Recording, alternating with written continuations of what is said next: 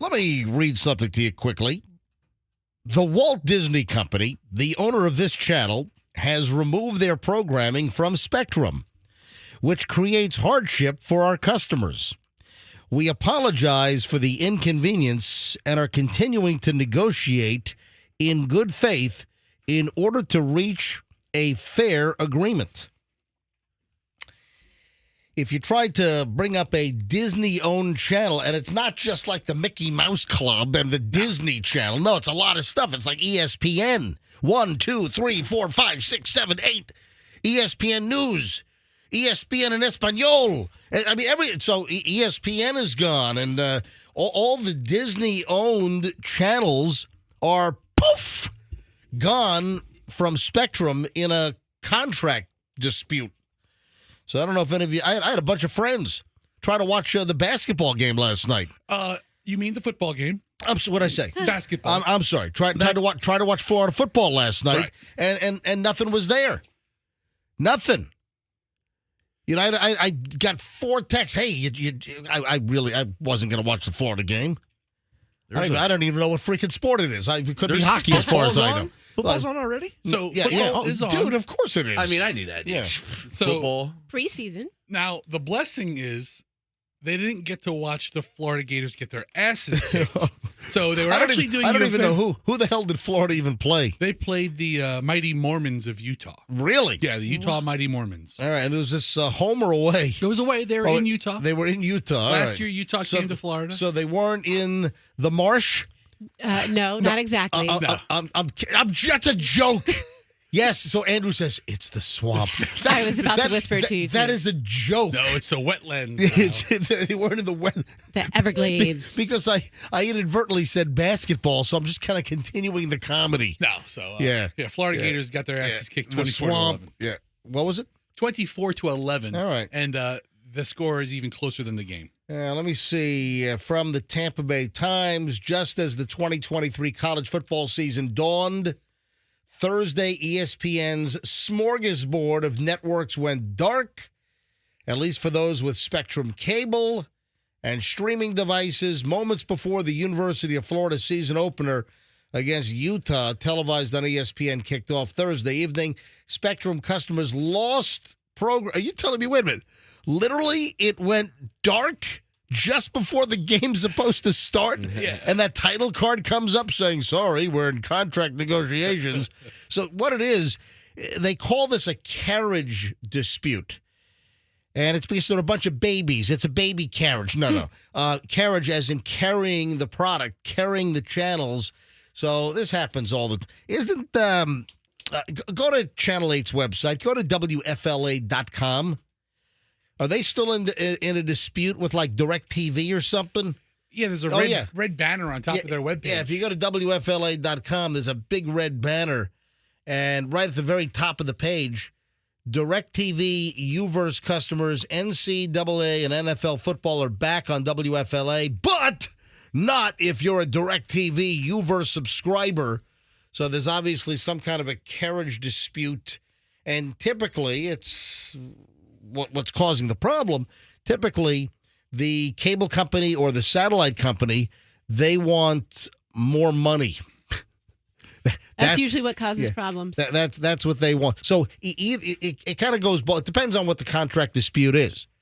You know, sometimes it's the network wants more money from the cable company.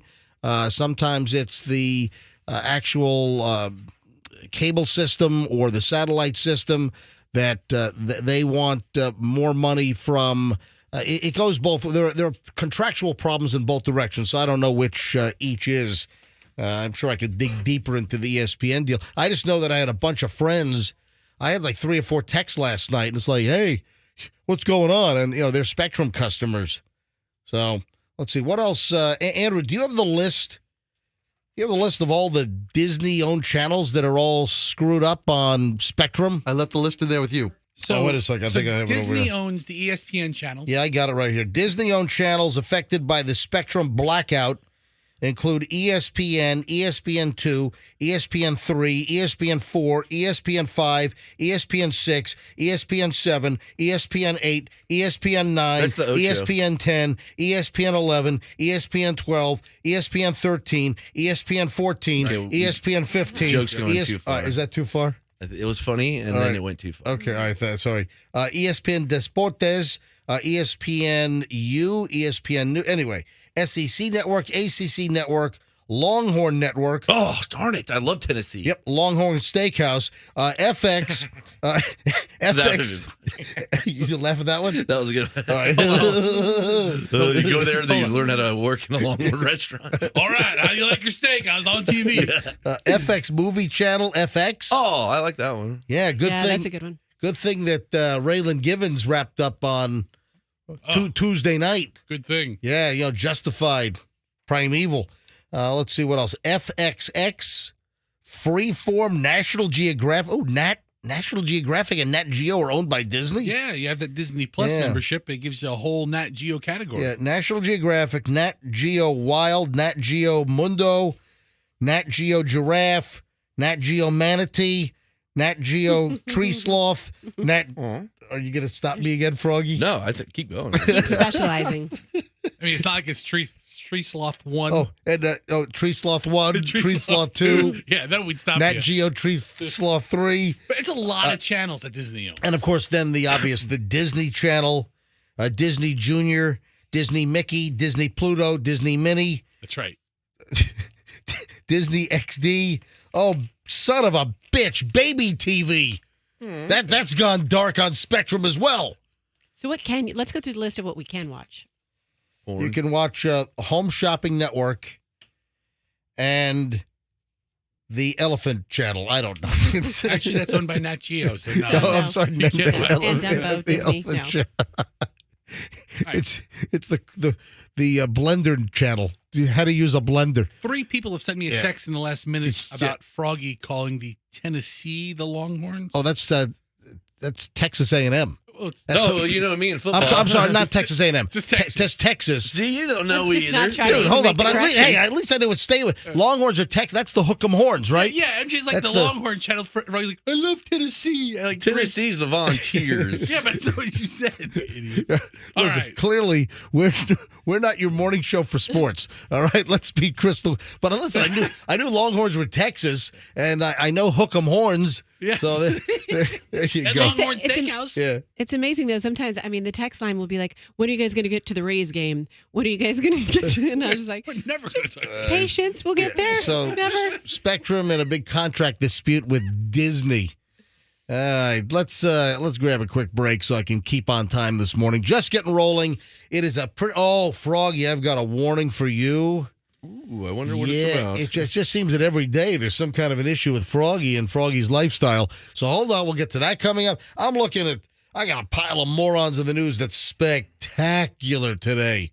Well, as far as radio entertainment goes, those involved in the story, maybe not so spectacular. Hold on, back in a second, just getting rolling. You don't want to miss 1 minute of the MJ Morning Show here on this Friday on Q105. And we're back momentarily, 6:08.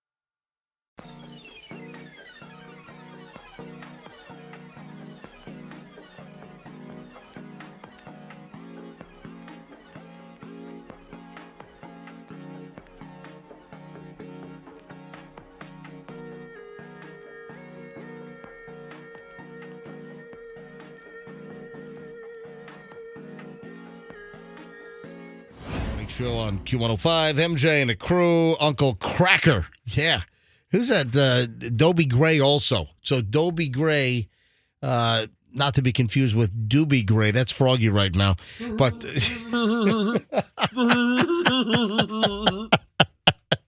So funny. sorry. Yeah, All right. yeah. Real good. 6:21 on Friday here. Always and take your little shots. It's a long weekend, baby. So what's everyone doing? Oh, I got this AI story. I'll get to that in a second. What's everyone doing? Anyone going anywhere?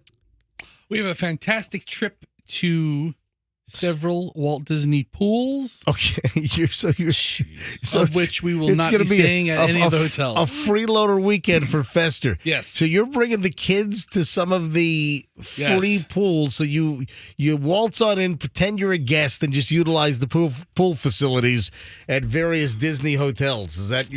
That's your deal? We have 11 o'clock reservations at the with the Wilderness Lodge. Wait a minute. Well, how do you make reservations if you're not a Wilderness. guest? You make them on the app. It's Fort No, Wilderness. the Great Wilderness Lodge. Oh, It's outdoors. no, Wait a sec. There's a Fort No. Wilderness and there's a Great Wilderness? I'm confused. yes, the Great Wilderness is like a big cabin, but it's enormous. It's like a cabin the size of the Empire State Building. It's enormous, but it's a cabin-themed resort. Fort Wilderness is the campsite, Right. which we've been to 1,000 times as well. Wow. All That's right, a hold lot. on. Andrew's the Disney expert. Yeah, he is. Andrew, is Fester making any sense to you, or do you need to correct something? Well, Wilderness Lodge is the big building that has the restaurants and the hotel. It's Is it like looks like an amazing place, Is it like as big as a Bass Pro Shop? even larger. It's Really? It's All right. enormous. It's worth the All trip. right, so what the hell are you doing? So we make a reservation for the hotel, for the restaurant in the hotel. Okay, so you make a reservation to have lunch or dinner. At the restaurant. Right. We have ones at 11:30 Saturday morning. Oh, is that the loophole? Is that the scam? Once you make the reservation just to eat there, then you can like freeload on the pool? No, that's not the scam. What's the The scam? scam is Yeah. you get past the guard, because now they check everybody. You can't just go into any Disney hotel. Right. You have to go through a guard post. You have to make sure you belong there. They'll turn you away if you don't. You go to the restaurant and you cancel the reservation. Oh, no, but you're already in. You're already in. And then you just walk right to the pool. Oh, man. Yeah. Dude, you are the worst. Yeah, so we're going to do that Saturday. Oh, my God, you're the worst. And we're not planning on spending the night, but if we do, we can find something. But yeah, so that's Saturday's plan. And So you're planning on spending no money there whatsoever, just using the facilities. I don't think I spend any money there. No. I even bring a soft side cooler with ham sandwiches and little travel-sized bags of Doritos. So you're bringing your own food You bring your own also. food. You're like the guy that brings in a whole sack full of crap to the movie theater instead of paying like $19 for a box of snow caps. That's me too. But no, the Everybody does that. Not everybody does this, what he's doing. yeah. I once brought a whole pizza into the movie theater. No, seriously. Yeah, sure. It's back in high school. I brought a Why whole, not? Yeah, my friends, we went to see some, I don't know what the movie, but we brought a whole pizza in. Good for you. And they're like, well, you can't bring in outside food. I'm like, oh, this is for my dad. I picked He's it up. diabetic. Special pizza. Wait, how'd you know I said that? Really? Yeah, No, I you didn't. No, seriously, I What an idiot. it was some kind of medical issue. I'm like, yeah, this is for my dad, and I'm bringing it to him right after the movie. They're like, okay, and we just ate the whole pizza. We all my, I'm bringing it to him after the like- movie. I'm going to hold it for 2 like hours. 3 of my friends, like 4 of us, and we're just holding the box in the middle. We're each grabbing, a couple of slices each. Nice. During the movie, and we just left the box on the floor. We didn't even carry it to the trash bin. Fester, you're unbelievable. Look how beautiful this pool is. Oh, Disney's nice. Wilderness Lodge. Look how beautiful it is. Look how beautiful this lobby is. Fester freeloader. Oh yeah. You and Coming your- up this weekend, holiday weekend. It's a Fester freeloading weekend on Q105. Every You just week. refuse to just pay and be like everybody else. Why? Why? You make a lot of money. Why don't you just pay? Why not? No.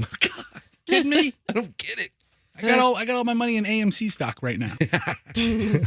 All right, my AI story, my artificial intelligence story, man, this is the worst. You know that AI is being used to write news stories online. Who's been playing with it for a while, like the Daily Mail. I think BuzzFeed has too. Yeah, well, Daily Mail has been one of the sites where a lot of that stuff is computer compiled. And first of all, the Daily Mail, why do their stories have to be 47 pages long? It's like, just knock the crap off. I mean, a lot of their content is decent. A lot of the Daily Mail content is good, but it's just onerous. It's tedious. It's ponderous to wade through their stories. My God. Well, the reason, MJ, is because that's the whole business model is these companies want you to scroll through. They get more credit the longer you stay on the page and the more time you spend scrolling through all these pictures. I don't know. Can they keep track of the scroll? Or yes, they can. Usually they keep. I know about they keep track of the clicks. It's all about click, click, click, click, click, click, click, click, click, click. I heard from a very dictatorish source. Yeah. That every time you scroll past a picture, they get some kind of credit for it. Jeez. Right. So Daily Mail packages scroll 4 little pictures next to each other. You're scrolling through those. So that's why every third picture is like an advertisement. Yes. Scroll them. Mm-hmm. Keep those fingers scrolling. Not to be confused with scrotum. All right. Anyway. We weren't confused about that. Hi, honey. MJ's singing about scrotums again on the radio. You got to hear this other AI story. Okay, I'm sorry. I haven't even gotten to the story. Yeah, what's the story? I haven't even gotten to this thing yet. Gannett, Gannett newspapers? Yes. Gannett, they used to be, Channel 10 used to be owned by Gannett. Now it's Tegna. Yes. But is Tegna a division of Gannett?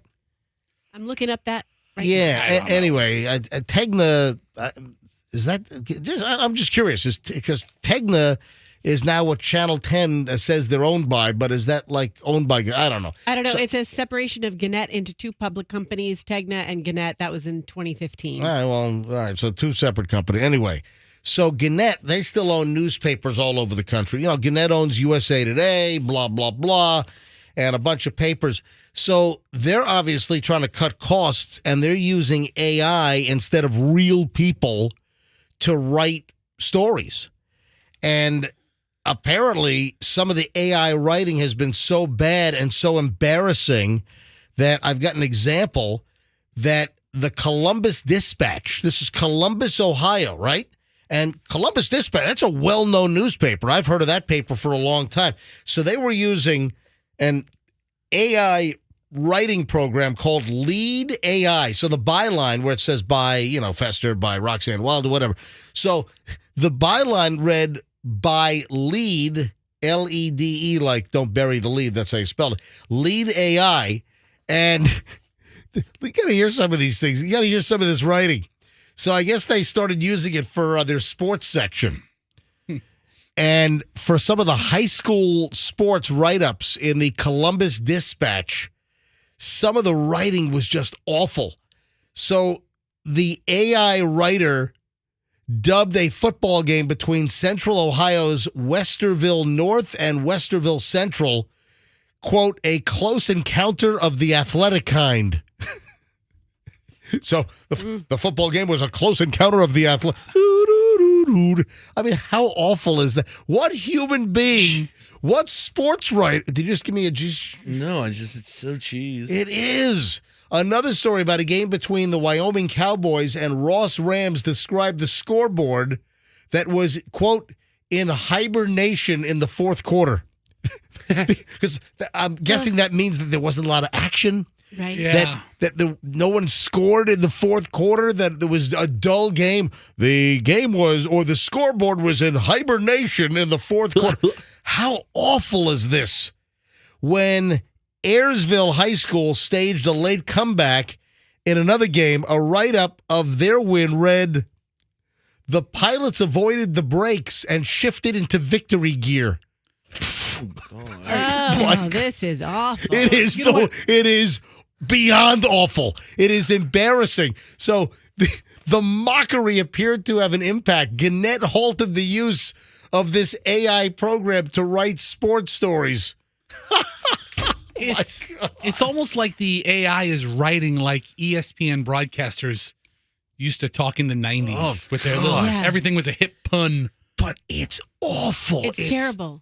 And I would encourage people who do still like to read stories on the internet, and I'm one of those people, to read stuff like this and really be appalled by it and don't go to the sites that write like this. Guess what? And that is an excellent point, because if they want to fork over this schlock, don't fork over your time, your brain, your eyeballs, and cut down their cost per million, to cut down their views, and that'll jack their advertising. I mean, you have to fight back in some fashion. And if radio, television, internet, whatever is getting just schlocky with all kinds of cost-cutting crap, then you just avoid it. And then they'll learn. Quality in a lot of media is going to hell in a freaking handbasket. It really is. Well, in addition to that, all the AI reporters, you've got other reporters who just, crank it out at warp speed and don't put any effort into storytelling. Listen to this statement from Gannett newspapers. We sincerely regret the articles that we produced for Gannett newspaper sites on August 19th, including some errors, unwanted repetition, and awkward phrasing. We immediately launched an around-the-clock effort to correct the problems and made the appropriate changes. Yeah, how about not firing everyone in your newsrooms and having real people with real brains write stuff, how people speak and how people read and comprehend. All right, 6:32. That just makes me angry. All the people in media, people losing jobs and being replaced, or don't get me started. Okay, get me started. All right, I got to take a break. Plus, we got early morons of the news coming up next. So, whatever you do, don't move. Yeah, if you want to feel better about.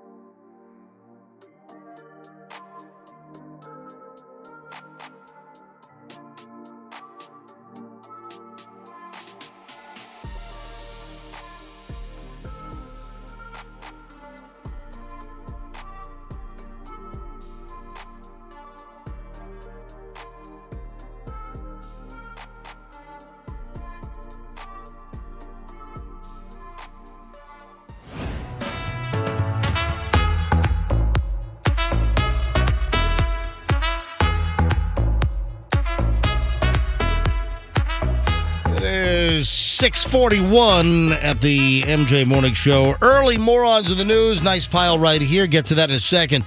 You know, we were just speaking about AI and these awful sports stories written by AI for a Gannett newspaper, and it was so embarrassing. The writing was so bad, so cheesy, so non-vernacular. It was just terrible that they apologized. Sorry, we used AI to write these stories. I mean, just embarrassing crap.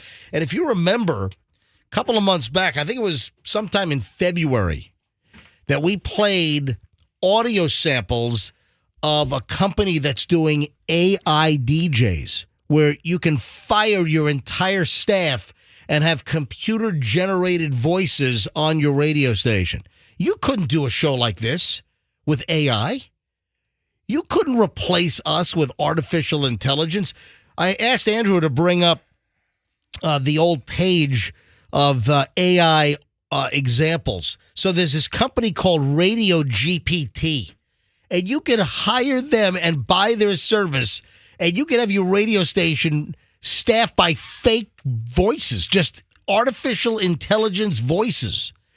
Here, I'll give you an example before I get to early morons in the news. Listen to this. Every voice you hear on Radio GPT is 100% AI. Here's what's trending on social media in Springfield, discovered and delivered in real time on Radio GPT. If you fake being sick to get out of work, let us introduce you to your leader. Amanda Briggs has been fired from Springfield University for allegedly faking a pregnancy to get 7 weeks of paid time off. Coworkers say there was something odd about her baby bump.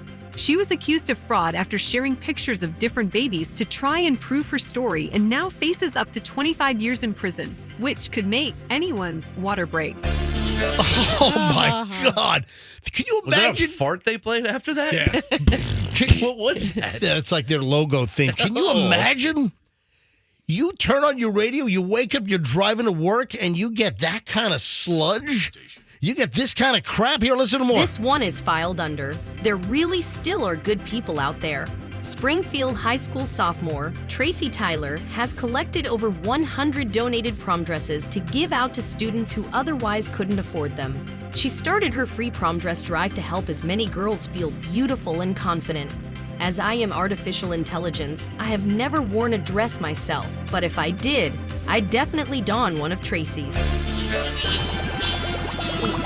Live, made locally in Springfield, and 100% voiced and powered by AI. Yeah, 100% suck. Springfield firefighters rescued a newlywed couple and their bridal party from a local hotel elevator. Rescue teams used ropes to help the couple and 4 others climb out after being trapped for 2 hours. The last person rescued, the groom, said it wouldn't have been so bad if it was just him and his new bride. Geez, get a room. I mean, a bigger one. Oh my God. MJ, the one on Spotify who's the DJ of your own playlist, have you heard that guy? No. Listen to how good. This guy actually sounds good. Ready? All right, yeah, go ahead. Roll it. You listen to, I see Blink 182 there. So I'm going to be here every day, playing those artists you got in rotation, going back into your history for songs you used to love. And I'm always on the lookout for new stuff too, just to push your boundaries a little bit. I'm going to come back every few songs to change up the vibe. But if you're ever not feeling the music, there's going to be a DJ button at the bottom of your screen. Tap that and I'll come back early. Wow. You know, But he sounded pretty real. if you That ask me. sounds better. yeah. That sounds better than this Radio GPT. That sounds like a real guy. What if these are real people and they're just saying it's AI? Why don't they just call it Radio Sounds Like Ass? How about that? That's what they ought You know, to do. but the more often we hear those types of voices, like I think about it anytime I'm at a self-checkout and I hear that computerized voice talking to me, that's society preparing us more to interact more and be accepting of those dull, lifeless voices. You know what I'm going to get? I'm going to get that pneumatic air-powered weapon that the guy in No Country for Old Men had. Oh, yeah, I remember that. Remember Javier Bardem, right? With that, that I'm just thing. going to put this to your head real quick. I'm going to get that. I'm going to start just destroying AI devices. That's what I'm going to start doing. All right. Early morons in the news. Oh, look at this. Nice local story here. Hey, what happens when you mix the local Tampa Bay area with the Family Dollar store? I'm sure you get a phenomenal moron in the news story. Absolutely, man. All right, check this out. Cops say that Dalton Reed, 24, was in line waiting to check out here in Clearwater. So a confrontation at a Family Dollar store resulted in the arrest of an armed man, and the weapon was a lollipop. What? Yeah, Dalton Reed, 24, in line checking out at the Family Dollar here in Clearwater when he got into a verbal argument with the store manager, David John Drow. Listen, don't underestimate the power of a lollipop. I never heard that name before. John Drow. It's exactly how it sounds. JOHNDROW. John Drow. We can visit him today at the Family Dollar in Clearwater if you like. As the fight escalated, Reed allegedly threw a lollipop at John Drow, striking him in the chest. There was no bodily harm or injury, apparently, but Reed was arrested for simple battery. Listen, you touch somebody. You know, technically, if you just put your hand on someone's shoulder and it's unwanted, yes, that's a battery. I watch a lot of soft citizen videos, and that is true, that you can't touch them. Reed was arrested for simple battery. Cops tacked on a possession of drug paraphernalia charge as well when a post-arrest search reportedly turned up a crack pipe in one of his pockets. Yeah. Yeah, no weapon was seized by Clearwater police. Reed remains in the county lockup. Bond was set at $650 on the 2 misdemeanor charges. By the way, this dude at the Family Dollar, this Reed dude, how old did I say he was? 24? Yeah, he's really starting off on a great foot in life. Yeah, he already has an extensive rap sheet. Convictions for grand theft, DUI, narcotics possession, loitering, prowling, retail theft.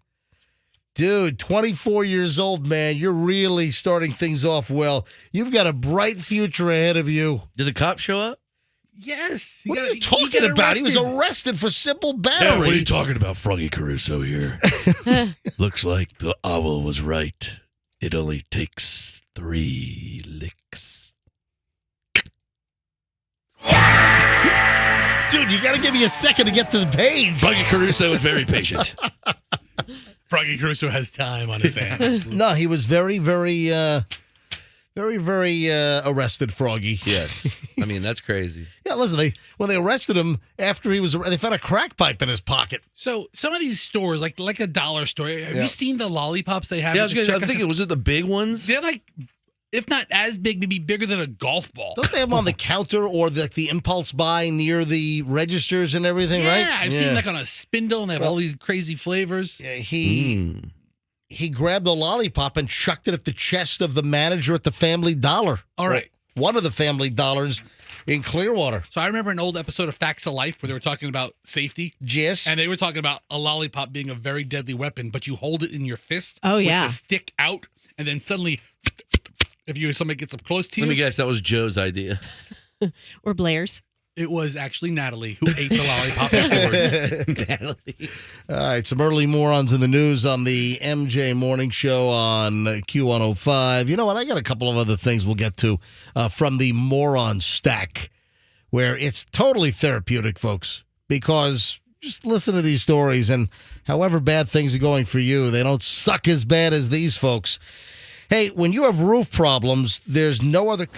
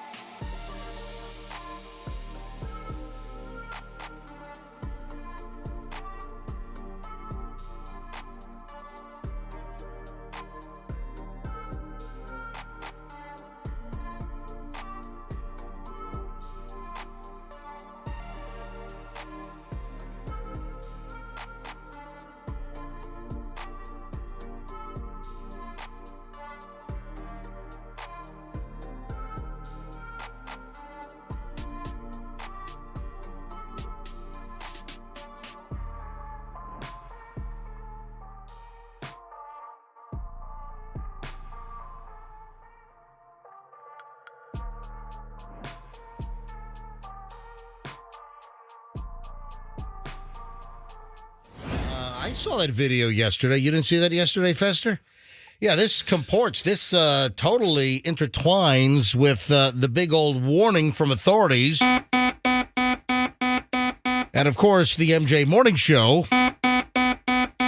And in the aftermath of the hurricane and the storm surge and the water incursion, we have had not one but 2 Teslas go up in flames. I'm talking burn to the ground. Yeah. Yeah. Hey, Elon, what do you say about your Teslas burning to the ground? One in Pinellas Park, right between, what was it? It was kind of like Park Boulevard near 66th Street. Yeah, but it was like right in between. It was a side street off of 66th, I thought. It's between the Burger King and this Alexander Pharmacy. Yeah, so off of Park. It's on 65th Way. It's like 1 block east of Park Boulevard. So it's not only Burger King doing flame broiled in Pinellas Park, it's also Tesla. That's so funny. You bring my company into the funny joke like that. It's very funny. Ladies and gentlemen, Elon Musk making an appearance on the... I work so hard on the car, and you're over here making the Burger King jokes. Yes, I am. So dumb. Elon, why are your cars bursting into flames after getting a little water exposure? Listen, I manufacture them this way. I like for them, What would you rather have, a small little baby flame or a big bursting flame? Oh, so like the flamethrowers, I make it the boring. So you want your cars to go up in flames almost like it's a SpaceX rocket launch. Yes, you know my obsession with flamethrowers. Oh, that's right. That's right. You sold the Boring Company flamethrowers about, 4 or 5 years ago, right? Yes, and I love flames, so I say... Make the cars burn as hot as possible. If they catch, they do. And then, what happens? What happens? I've seen a reasonable amount of car fires just passing around. And the car still looks intact with a big burn area in the front. Yeah. This car is burnt to a crisp, and they were working on this for a long time. They were. And Fester, your wife drives a Tesla. She had to have that Tesla. Oh, thank you to your wife for picking my car. Listen, she doesn't drive it through salt water. Yeah. That apparently is the trigger. Well, listen, you've had some of these cars, I don't think, without like saltwater hurricane incursion. There have also been Teslas that have gotten into accidents, or there have been some other Teslas that I think I recall just spontaneously combusting. It's funny that I'm working on a new project. What's that? Saltwater rain. I'm going to buy clouds and manufacture them to rain salt water, and I'm going to kill my own business. Your car is just going to be catching All fire. my cars will catch on fire at the same time. Right. Froggy's just rambling. No, my name is Elon Musk, and when I manufacture saltwater clouds, I'll be laughing last. You know what? Yahoo Finance top story today: Elon Musk partners with Morton Salt. See? Wow. Yes. Look at I that. got millions and millions and millions and millions and millions of pounds of salt. That's a lot. All right, so we had 2 known Tesla fires in the aftermath of Idalia here in the Tampa Bay area. So 2 cars in just a day. So we had one in Pinellas Park. We talked about that one yesterday. We actually had a little play-by-play. We had a guy call in that just drove by the freaking thing ablaze. That happened on yesterday's show. And there's also one in Palm Harbor. Yeah, firefighters in Palm Harbor, they put out a message. And they told owners, quote, if you own a hybrid or electric vehicle that has come in contact with salt water due to the recent flooding within the last 24 hours, it's crucial to relocate the vehicle from your garage without delay. Because the last thing you want is your car to catch on fire and burn your freaking house down. Yeah, put it in your driveway well away from your house. I mean, that would be absolutely awful. And if you listen to yesterday's show, so they had one go up in Palm Harbor, and let's be fair and honest here. It doesn't have to be Teslas. Any electric car with these thousands of lithium ion. I don't know if you've ever seen these batteries, but these battery blocks inside, there are hundreds of essentially like AA battery looking things in series. Yeah. And those battery blocks are just like fire bombs waiting to explode. And then you have these like runaway chain reactions. If there's like some saltwater incursion, or sometimes when these things are punctured, they're in an accident, you have a breach of these cells, and it can cause this runaway electrical chain reaction spark and then fire that just engulfs these cars. We've had stories of Teslas that it took firefighters like 4 hours and 40,000 gallons of water to put the fire out. And then they can reignite. In fact, we were talking about this yesterday. The batteries can catch again. Yeah. Did we get the information from Roxanne's brother, I think? Roxanne, where did Roxanne go? I think she has something to take care of. She in the middle of our segment. I don't know. So as you started talking about the car, I don't think she feels good today. She moved her lips to me, trying to tell me something, but she knows I can't read lips. Okay. So I'm just like, I shrug my shoulders. Yeah, I was just about to look. She told me she feels dizzy. I was just about to look at Roxanne and just confirm that Roxanne was on the phone with her brother yesterday. Roxanne's bro is a fire chief with Pinellas Park Fire Department, and I believe he's the one we got the information from, that in Pinellas Park, where the Tesla fire occurred off of 66th yesterday, that once the tow truck hooks up the Tesla, and I believe the Tesla was on a tow truck. It was being transported, right. So the Tesla was incapacitated because, I guess, of the water. The Tesla was on the back of a flatbed. I wonder if it was a Jordan, the big aluminum flatbed tow trucks. So the Tesla was on the flatbed, and I guess the driver looks back, and the car is all smoking. Flames are shooting out of the Tesla. So the tow truck driver stops quickly, pulls off of 66th, I guess, onto this, 65th Way or whatever it was? Yeah. So in between the Burger King and Alexander Pharmacy, whatever that street is. So the tow truck driver pulls it to the side street, hops out, dumps the Tesla off so it didn't burn his tow truck to the ground. So he pulls the truck away. The Tesla becomes the towering freaking inferno. I mean, it's backdraft in Pinellas Park yesterday, and the Tesla just burns to the ground. So it was on the tow truck. But listen to this. Roxanne's brother said, yeah, and once the new tow truck, or maybe the same one, takes the burned down hull and drags that back up on the flatbed and hauls it away, the fire truck is going to follow the tow truck, because even though they poured thousands of gallons of water on this Tesla in Pinellas Park yesterday, it could reignite at any minute. At any moment, it could go. Son of a bitch! Hey, Elon, your car's on fire! Oh, my goodness, please, it will burn so hot now. You might as well run away. It'll take hours amongst hours. Elon, your car's on fire again! My man boobs will put them out. So we had Pinellas Park, we had Palm Harbor, and really, it's not just Teslas, but it seems that it's only Teslas that are burning to the ground. Have you heard of any other electric vehicles that have burned to the ground? As a Tesla defender, there's not enough Rivians on the road to catch fire left, right, and center just yet. You've got BMW, you've got Mercedes, you've got Ford, you've got Chevy. Listen, you got that Mustang SUV hybrid thing, or with batteries. Don't you call that a Mustang? You've got a little horse in the front. It's not a Mustang. Seriously, you've got a ton of electric vehicles. Tesla's not the only game. There are plenty of manufacturers that have cars that have longer ranges than Tesla now. I saw Kevin Bacon hawking a electric car on what TV. What brand? Any idea? Like a Kia or a Hyundai or something? Listen, everyone has got these electric cars, but why does it seem it's only Teslas that are burning to the ground? Have you heard of my competition? That fishy, pale white ginger with the buggy whip arms is putting out a new car. Who are you talking about? Mark Zuckerberg. Mark Zuckerberg. He has a car now? Yes, it's called the Freckle. It's not putting out a car. And I will have that thing demolished. It's the Facebook Freckle. The Facebook Freckle car. It's a little car, and all of them are very red. That's actually funny. Thank you. The Facebook Freckle. Anyway, I'd buy one.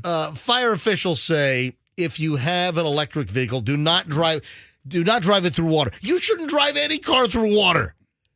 The number of cars that are flooded, people driving. I saw cars when I went home after our coverage on Wednesday, after we finish the show, I'm driving home.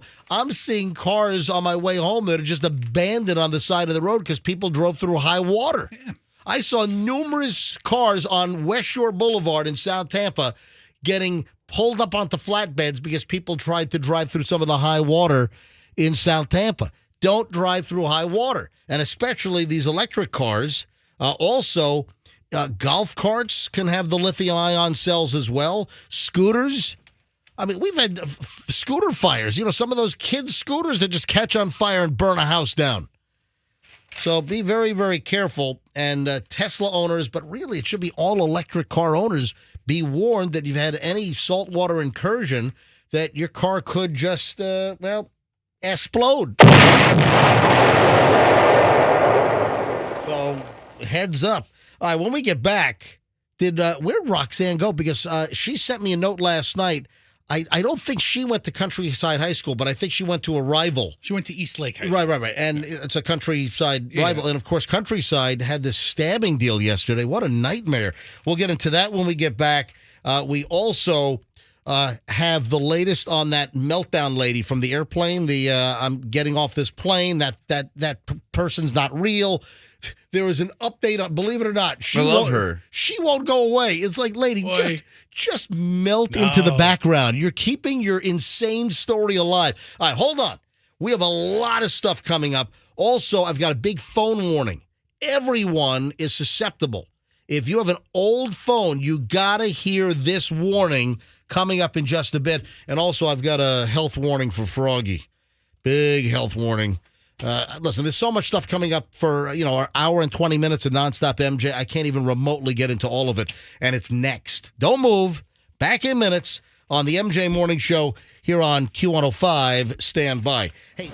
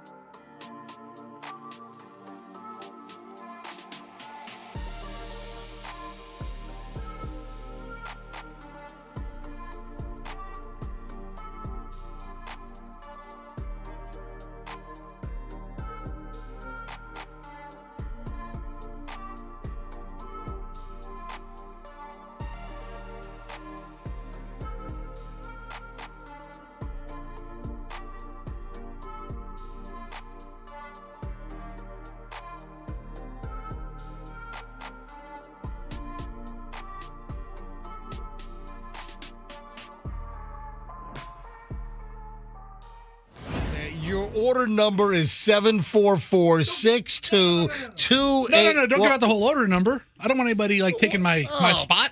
This is coveted. What the hell are you doing during the whole commercial break? Listen, I'm worried about Roxanne, who disappeared for 20 minutes, who just came back. What did you just do? So I just purchased during the commercial break, during Oh Sherry by, what was that, Journey? No, Steve Perry, the lead singer of Journey. Yeah. By the way, you've got the MJ Morning Show. I'm MJ with Roxanne. Well, now Roxanne. Fester, Froggy, me, MJ Morning Show, Andrew, the producer. And it's our Friday show. It's been kind of a hectic week. So, it's nice to head into a nice long Labor Day weekend with apparently no rain in the forecast either. Apparently it's going to be dry.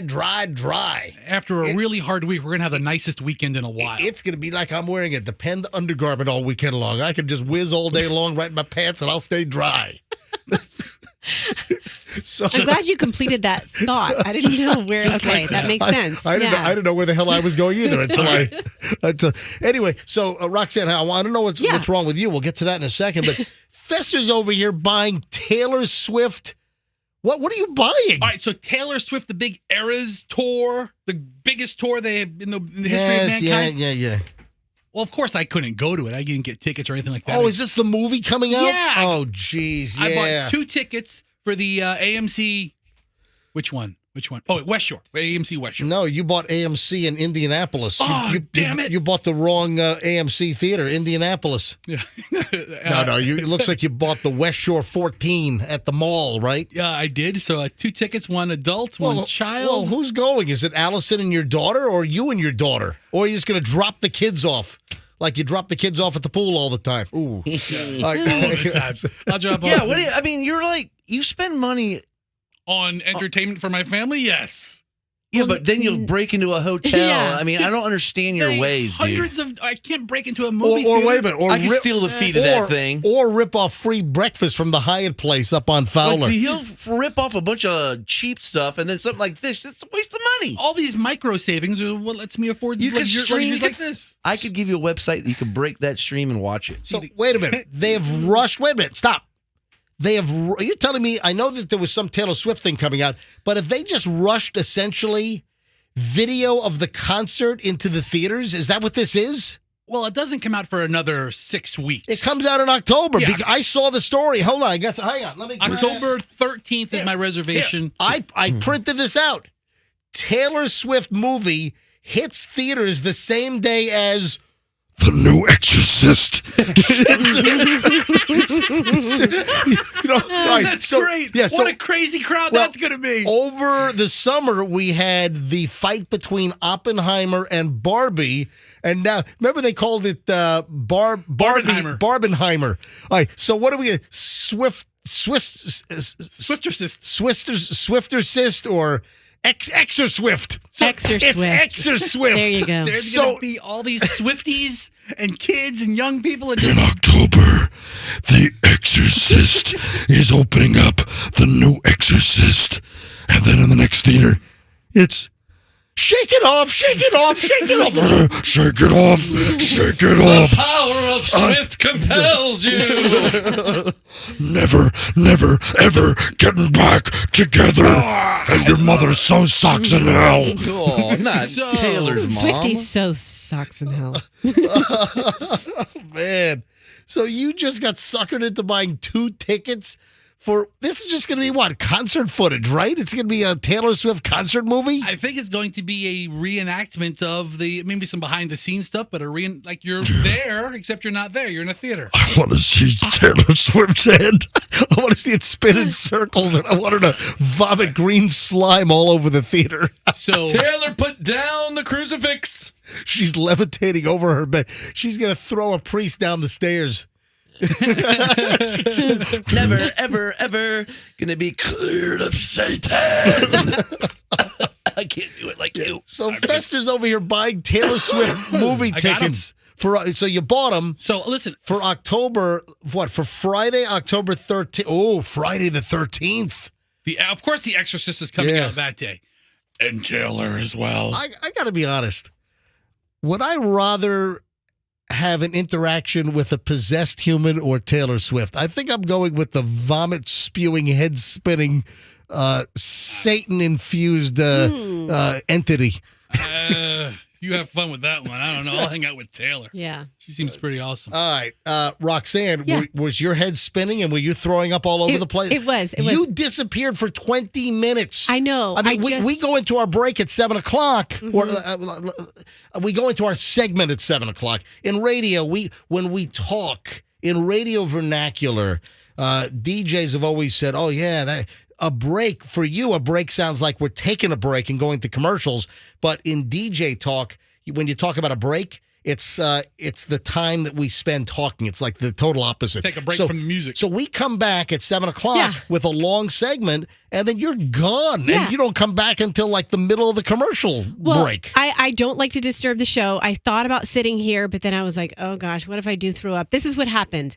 This week has been wonky for everyone, right? So every afternoon, I've been having a cup of coffee to deal with my family and my children because they're home from school. You know, it's just been a wonky week. So and then why did you get sick? What? Wait, I'm getting to that. All right. So yesterday, I was like, Roxanne, you've been drinking too much coffee this week. Back off. So I backed off yesterday and then today. And then this morning I came in, I had a headache. And I was like, no, that caffeine. the caffeine withdrawal. So as soon as I went and got some of our not so delicious coffee from the break room, and that hit my stomach in that last break. Oh, I was you got like sick? Oh, I'm going to throw up. You were about to hurl? Yeah, that's what I felt like. That happens to me every day. Yeah. When I drink the coffee here. Right?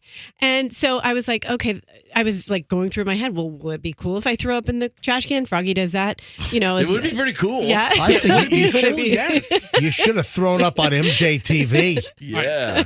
Talk about a million hits. Roxanne, you've never met three men who want to see you throw up more than us. We absolutely. You guys have your things. You know have how your many fans kinkiness. you'd have? Like an OnlyFans page, Roxanne throw up page in a bikini. Special hold your hair. Dude, I found a girl online who, Roxanne, who has 28,000 followers who pay her $10 a month just to watch her swim. Oh my gosh, yeah. Watch her what? Swim.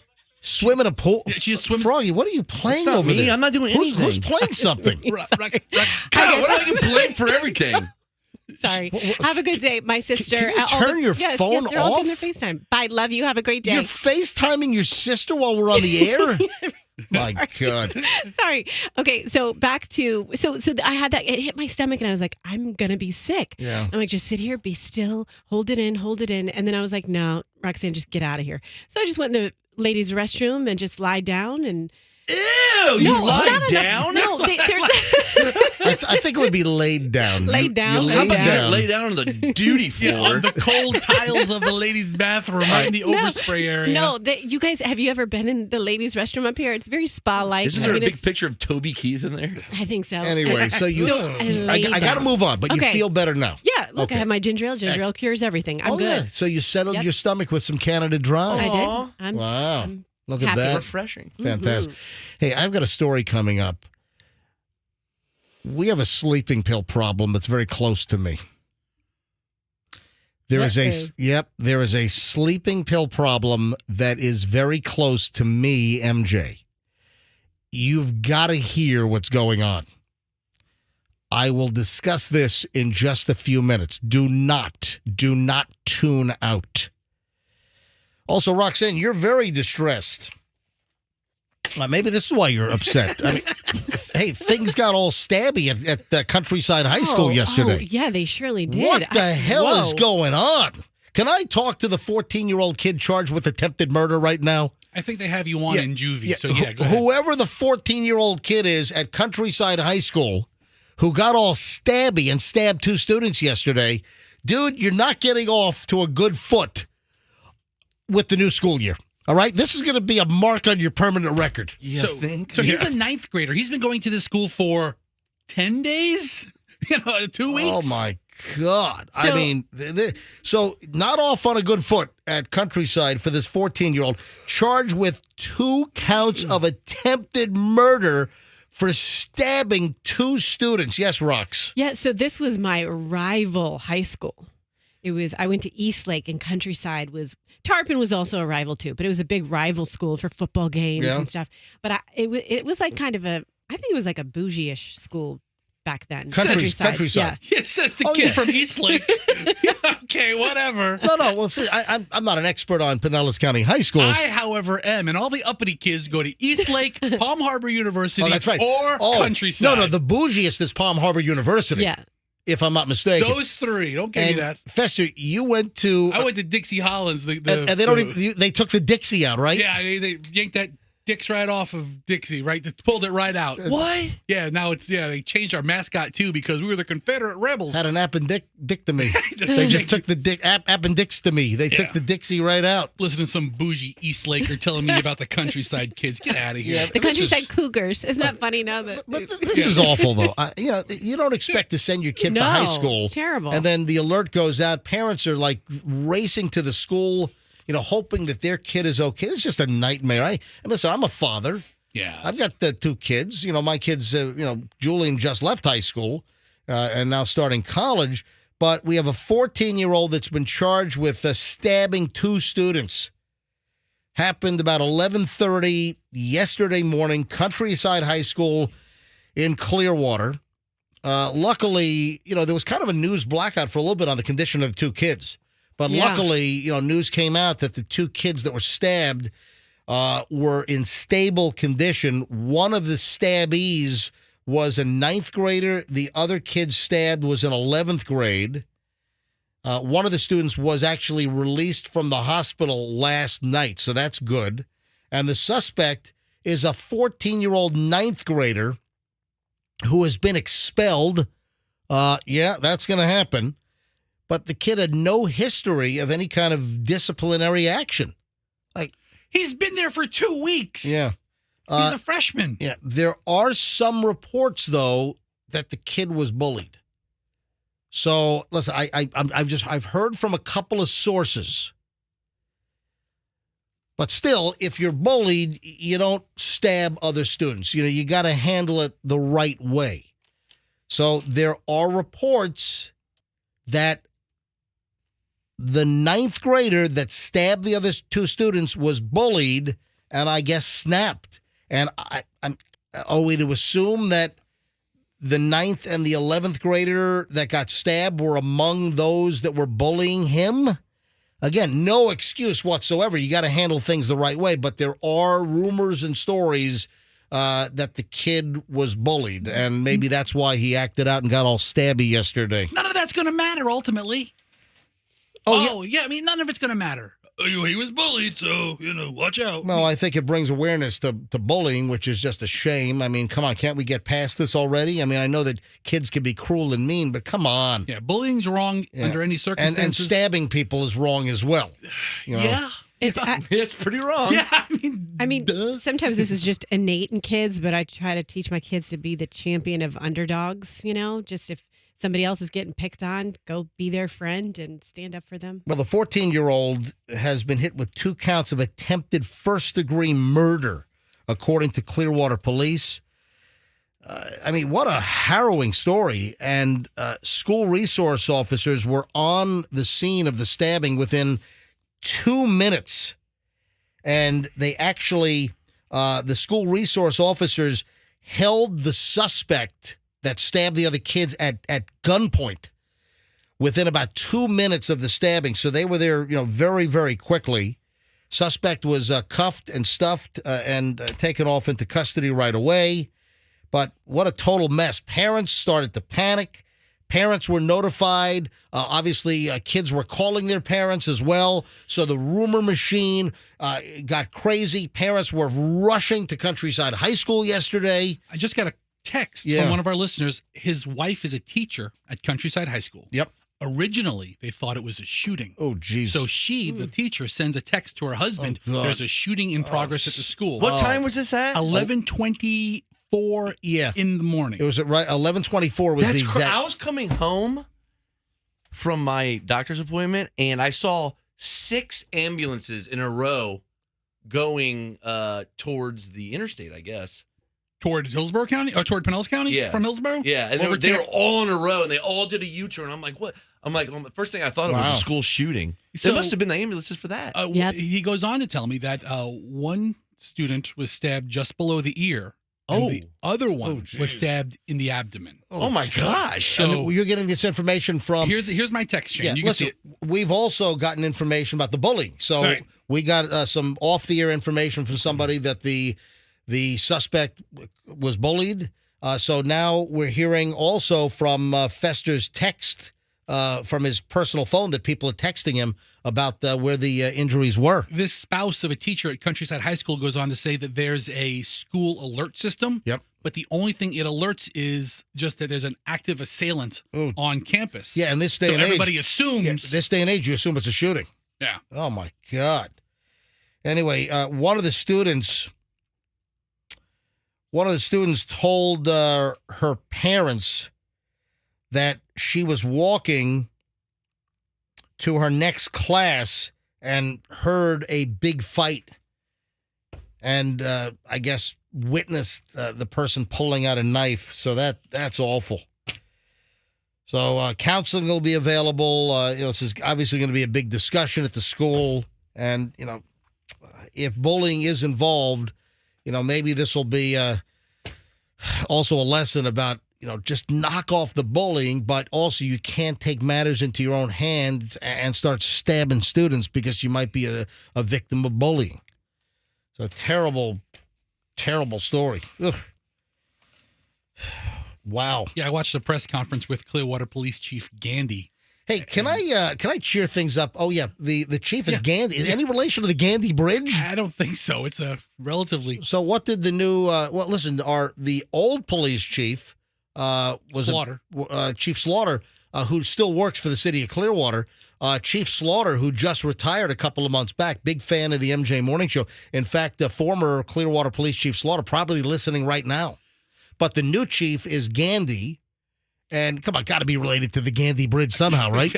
I don't think so. It was many, many years ago. But maybe his uncle, maybe his great uncle was like Wilbur Gandy or something. Wilbur Gandy. I think that Gandy was just the architect who designed so the bridge. what did Chief Gandy say? But just because there were so many rumors, the contacting of the family and letting everybody know it was important to say that the kids were in stable condition because there were a lot of rumors running around. What a mess. Oh, boy. All right, can I cheer things up for just a second? Please. I can't get this out of my head. What are you smiling at me I don't for? know, maybe anything would be cheering it up over a school shooting, so go ahead. No, I'm making school stabbing, I'm sorry. I'm making a segue here. I know. All right, both kids that got stabbed are alive. Yes. Hopefully, one was released. Yes. Hopefully, well, you said one stabbed behind the ear and one stabbed in the abdomen could be serious. Yeah, according to my secondhand information, yes. So I'm just going to cheer things up a little bit. And when a song gets in your head and it's kind of like a little earworm? Yeah.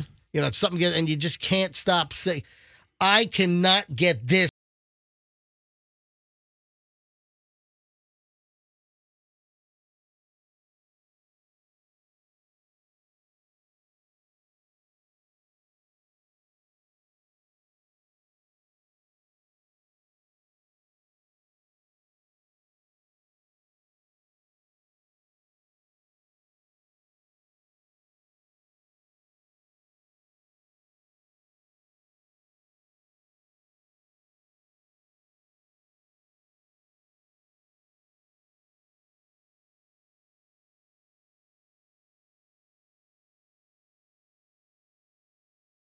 Health, whatever ad agency did the commercial, they chose that song, and it was a good choice because I can't get the freaking song out of my head. So much so that when I started seeing this commercial over the last week or so, I'm like, man, what is that song? And I grabbed the phone and I Shazammed it, and here comes this band, Bronze Radio Return. And I asked Julian, my son, you ever heard of this band? And he's like, yeah, I like a couple of their songs. I'm like, what else? He says, they do a song called Shake, Shake, Shake. So Julian knew the band, and suddenly, here's this song that I can't get out of my head because it's running all over TV. We're running the commercials on radio. I think the last commercial break, we had an Advent Health commercial, and they're using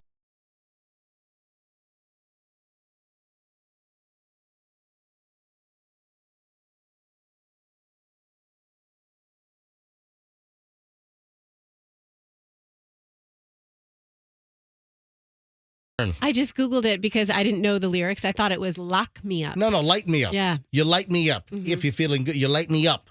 So I think the song is produced well. I love the lead singer's voice. It's just The production neat. is very good. I think the production kicks butt on that I like song. when they go, Is that what they do? Just cry each other in the throat while they sing? Whenever he sings the hook, you light me up, it goes into like an echo. Here we go, listen.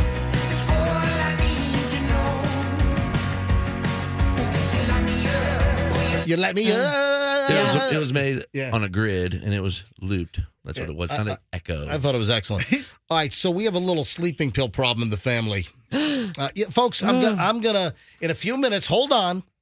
I got one thing I got to do first, but I'm going to open up the door to a little personal issue.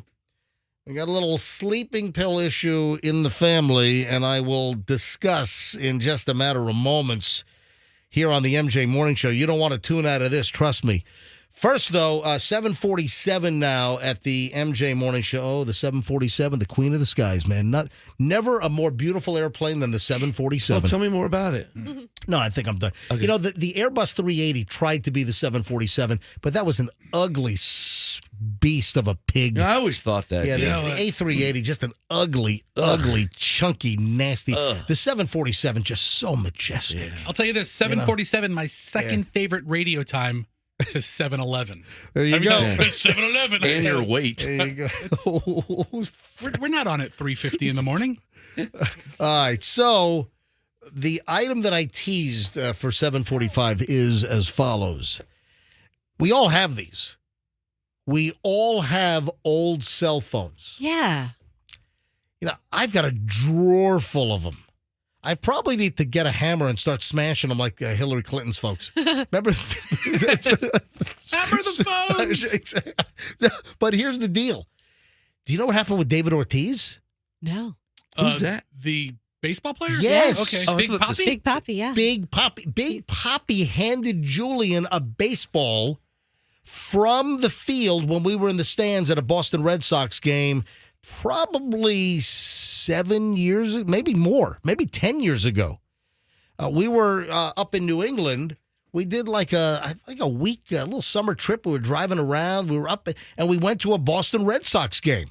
You know, Michelle just went online, bought some tickets, and it was kind of a funny story. We bought some tickets, and it didn't show that like our view was obstructed. It was like second deck, decent seats on the third baseline, and then we go to the seats and there's like an obstruction. A big pole in front of you? So I go down to the box office, and I'm like, wait a minute, there was nothing on the website. These were obstructed seats. So the manager comes over at the box office at Fenway, and he says, we're very sorry about this. All right, let me see if I can get you some better seats. And they gave us like fourth row seats on the first baseline. That's great. Just between first base and home plate. So it was like, all right, you speak up, and sometimes things work out for you. And it worked out because Big Poppy, he during the practice before the game, he's on the field. He's doing some swings, and Julian's watching. He goes up to Julian and hands him a baseball from the hands of David Ortiz. But here's the reason why I'm talking about the story. He's a nice guy. One of my friends hosts a show with him. Well, he got shot, remember?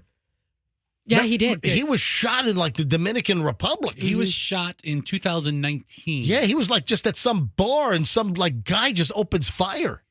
See, now if he would have handed Julian that bullet, that would have been really cool. Yeah. Here you go, kid. Why would he have the bullet with him at the game? Well, years later. What was that song about the bullet? This part of my river. No. Bullet with a butterfly. No. All the kids with the pumped up kicks better run. Oh yeah, the song about school shooting. Great. Was that what that was about? Yeah, I think so. Outrun my bullet, right? Mm-hmm. Yes. Anyway, here's the deal with David Ortiz. He's come forward and said that he's the victim of this big extortion plot after one of his old phones was hacked. Yeah, Red Sox Hall of Famer, and this is a warning to all of us, folks. This is not a sports story. This is like a real world story. How many of your old phones are lying around? What is in your old phone? What kind of pictures are stored in there? What kinds of information? Well, he was hacked. David Ortiz, Big Poppy, And I don't know what's going on, man. He was shot at. Now he's being targeted for like this extortion plot. He said on Wednesday that he's being extorted by people who hacked one of his old phones. They accessed his bank accounts, all kinds of details of his personal life, photos. He did like a little Instagram press conference in Espanol, and he said that law enforcement authorities in his native Dominican Republic and here in the United States are investigating the case for alleged extortion and fraud. And he warned his viewers on this Instagram video that he posted that please do not become, to my people, he said, please avoid being ensnared. He said, quote, I am a victim of extortion. He was very solemn in his presentation, citing the fear of what could be exposed out there from his phone. Ortiz said, I wouldn't want any of my beautiful people from the Dominican Republic to get involved in this because we are taking legal action. I mean, this dude, you know, a couple of years back, he survived a point-blank shooting in the back in Santo Domingo in the DR. Jeez. And then hackers made a series of fraudulent transactions through his bank account 6 months ago, and they threatened to sell his personal information and what they discovered on his phone. Absolutely. Think about all the stuff you keep on your phone. I mean, how many pictures of his bat do you think he has in his photo reel? And now the hackers have the image of his bat. A newsletter about everything baseball from the Globe's Red Sox reporters delivered weekdays, I guess, went into even more detail on this. And I'm also looking at a Boston Globe article. If someone tries to offer you this, I would suggest you stay away from them because we are following these people and anyone else who wants to get involved. So I think what he's saying is if anyone offers any information for sale, stay away. So I think he's putting out like a preemptive warning to people in the Dominican Republic that if anyone is trying to sell information, just stay away from this. By going public, he's trying to head off, I think, the worst of whatever they might have and maybe trying to spook the individuals that the law enforcement in both the Dominican Republic and the United States that are all over this. But the lesson to be learned here is they got a hold of one of his old phones. Where are your old phones? If you have old phones that are sitting in drawers, you know, oh, yeah, I got photos on here that might not have been backed up. I'm just going to save the phone. Get the photos off your phone and then wipe these old phones because you probably have a notepad in there. You've got maybe embarrassing photos or I still don't know why people do pornos and take X-rated pictures. And, you know, who knows where those things end up, especially in this day and age. But I wanted to tell you this David Ortiz Big Papi story and the fact that he's being extorted, and this is like a big investigation because it's from an old phone that fell into the wrong hands, and they got into it. So if you have an old phone, just get the photos off or whatever you need, download them, and then wipe the phones. And are you really going to touch that phone ever again? Take a freaking hammer and just go hammer time. Stop. Hammer time. And just start bashing these phones. Just get rid of it. Go all MC Hammer on these things. My kids find my old phones, like an old BlackBerry or like you remember how they used to be smaller iPhone versions? They're like, what are these? They look so weird. Yeah, the iPhone used to be like the size of a postage stamp. Yeah. Yeah. So I wanted to point this out. The criminals know that we are watching them closely, and here in the United States, the FBI and DEA are now in the Dominican Republic. The intelligence department and the police said, according to Ortiz, he indicated that the hackers broke into a phone that he used long ago, as long as 15 years ago, but had not been used in recent times. Yeah, I don't think many people are using a phone from 15 years ago. Man, is he afraid he might have to change his name to Small Puppy? I mean, if they have that many pictures of his back. Was that an attempt at a No, I was not Froggy Caruso. You know, I can do jokes just a as joke. Froggy. Yeah, I didn't know whether that was a Froggy Caruso. Well, let me explain to you because Yeah. I'm making an innuendo that he's a small peener. What? Yeah, and that there are photos on the phone, and that he doesn't want them to be leaked out. I've been making His name is Big Poppy. Yeah. And he has a small wiener. I've been making fat jokes for 5 minutes. Nobody's laughed. So that's because they weren't funny. Neither was your small, big little Poppy. All right, anyway, listen, guys, don't degrade the segment. Listen, folks, do you know where your old phones are? What's on your old phones? Wipe your old phones or smash them with a hammer, and don't have the potential of having all kinds of personal crap leak out from an old phone that ultimately you might lose track of. I dumped mine off of Channel A. Let's be straight, though. The Big Poppy Pecker pick is the reason All why right, he's we so just- current. Oh, That's why he's so sorry. worried. I mean, listen, you got my banking information. Guess what? I call the bank. Hey, Bank of America, yeah, change this. And then it's obsolete. MJ, at least But I don't the say pictures- Pecker. We have no idea if that's what it is. That's the only reason why he's freaking out. I mean, listen, you got my banking information. Let me call my credit union. Hey, guys, can you change my number by 1 digit? And I'm fine. You can't hack into my account, but you have a picture of your junk, and that lives forever. All the phone numbers, the address book, all that stuff. All right, so... Yeah, call Terry Francona or something. Call Carl Yastrzymski. All right, Fester, enough. Just back it down. Got to talk about the personal sleeping pill issue close to me.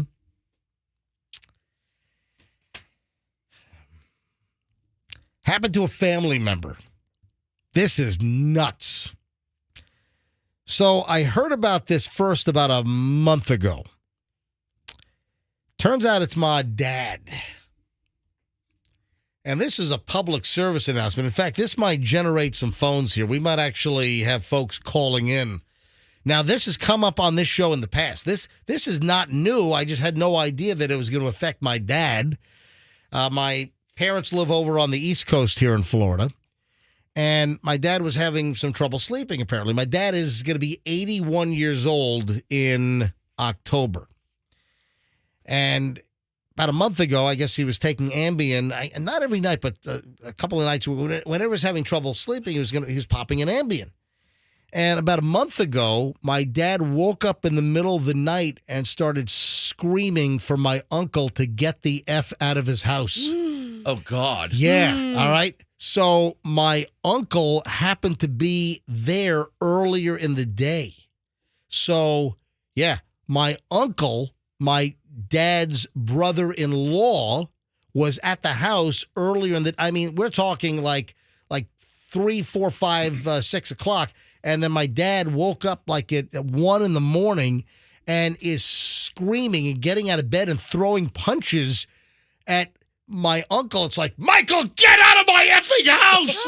And my mom is awakened by this. Sure. And he's throwing punches and screaming at my uncle to get out. So he was like, I guess, hallucinating on the Ambien. He's having a dream, it sounds like. That was a month ago.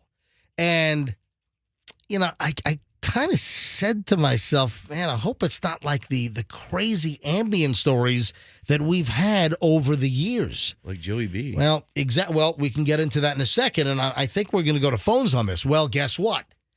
It happened again on Wednesday night, and I just found out about this yesterday. I found out about this yesterday, Thursday.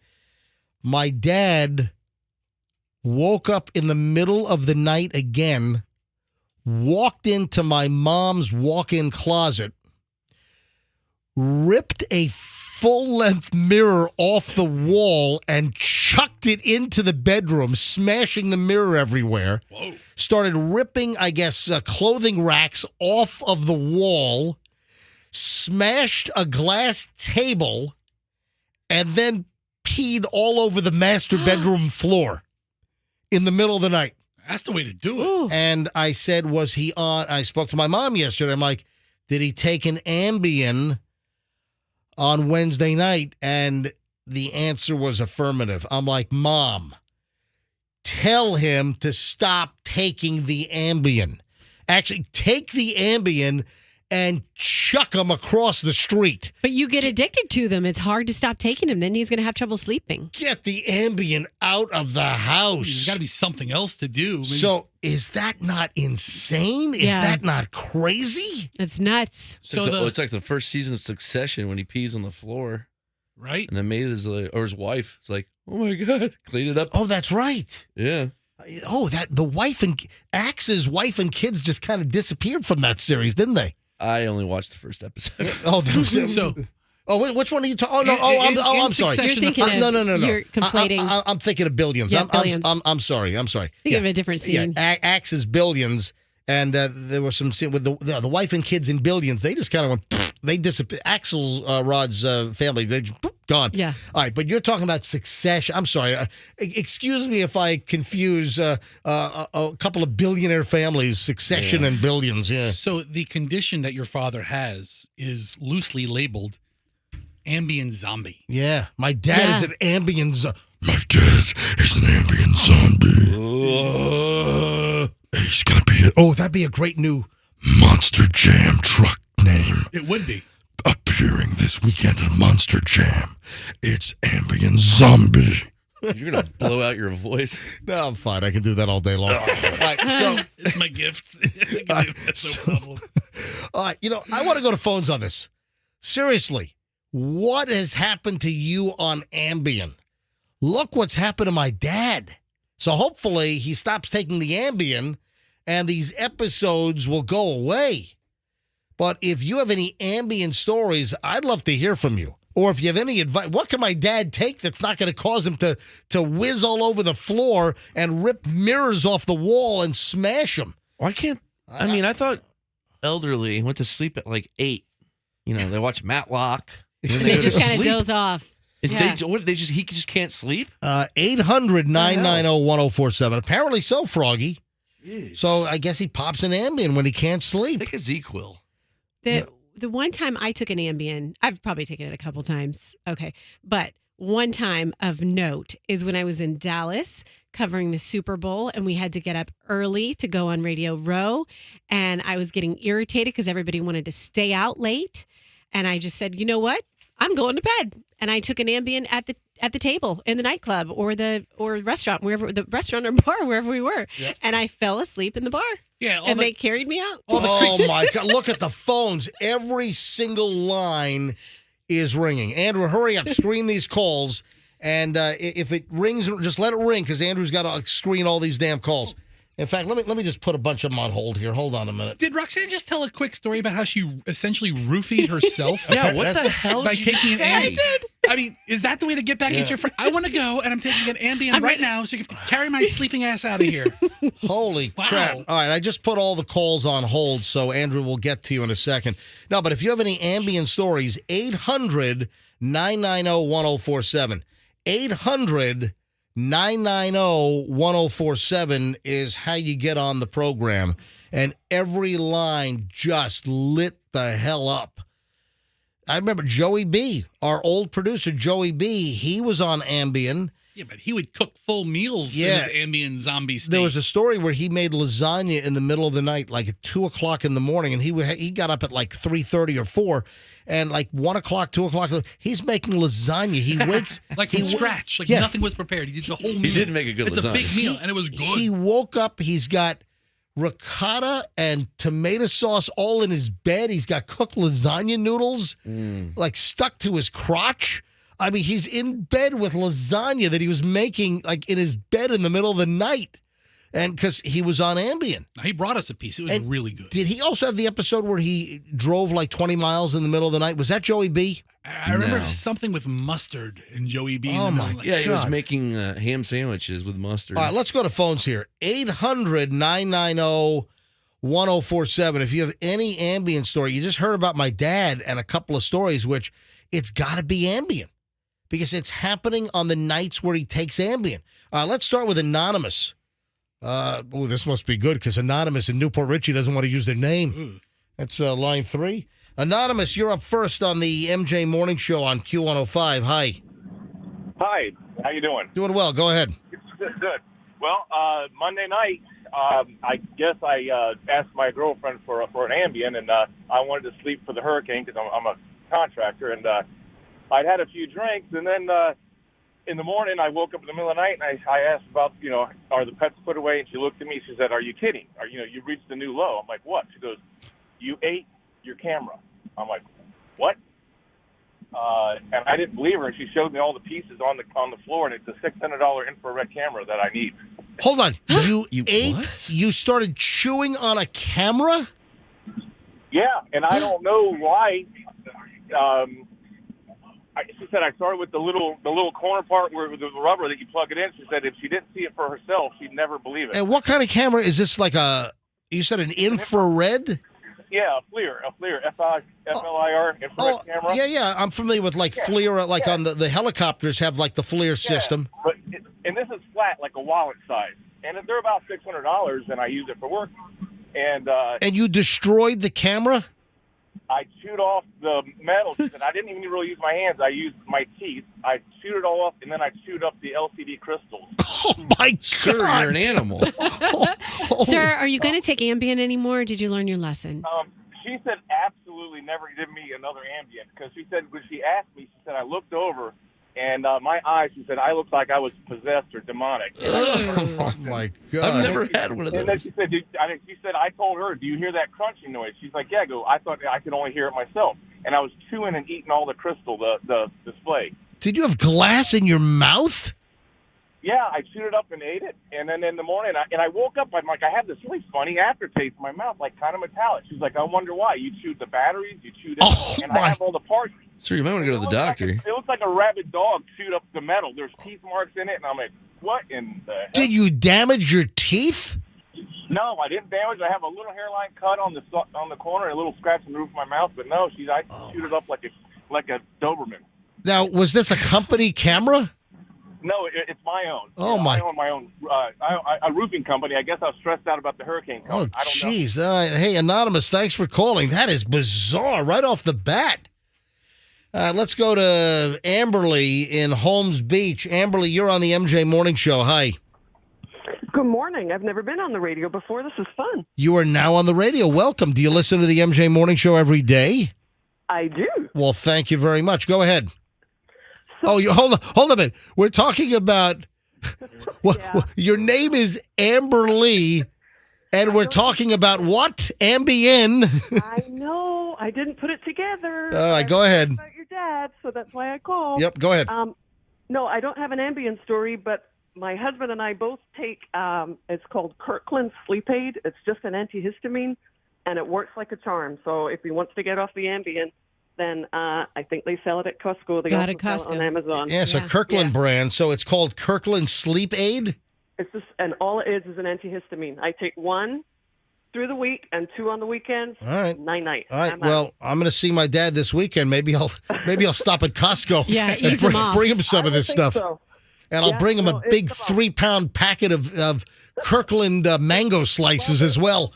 All right. Hey, thanks for the call. I appreciate it, Amberly. Yeah, you got it. No worries. No, that's good information right there. Yeah. Let me grab Rick. We're getting some alternatives, too. Rick in Clearwater. Rick, you're on the MJ Morning Show. Hi. Hey, love your show. Love your show. Thanks, Rick. Go ahead. Great. One night, I was having a hell of a time.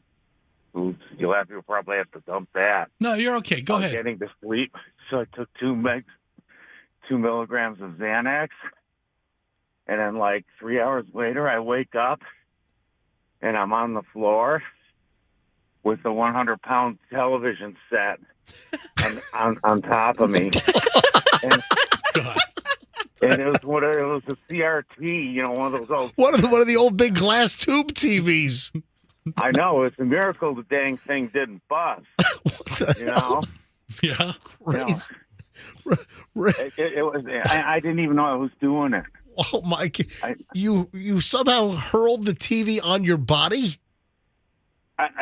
No. Well, I picked it up. Yeah, that's what I'm saying. What? Rick, were you having relations with the TV?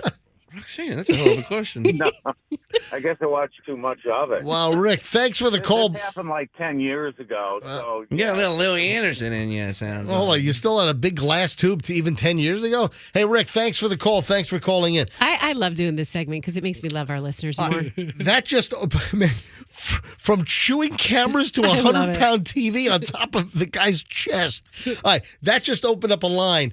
Again, any crazy Ambien stories where it caused you to whack out if you're just tuning in, I told a story about my dad has had 2 crazy episodes on Ambien, and I told my mom, get the freaking Ambien out of the house.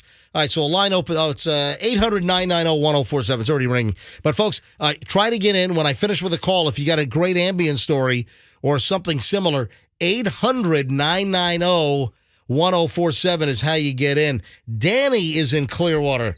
Hello, Danny. You're on the MJ Morning Show. Hi. Good morning. How are you? Doing well, Danny. Go ahead. My wife was put on Ambien, and the first few nights that she took it, not the first night, but the second night, I guess it was starting to get into her system. She would do some weird stuff. She'd get up and just walk around, start cleaning. Did she mow the grass with her teeth? No. In the middle of the night? No, thank God we have lawn service.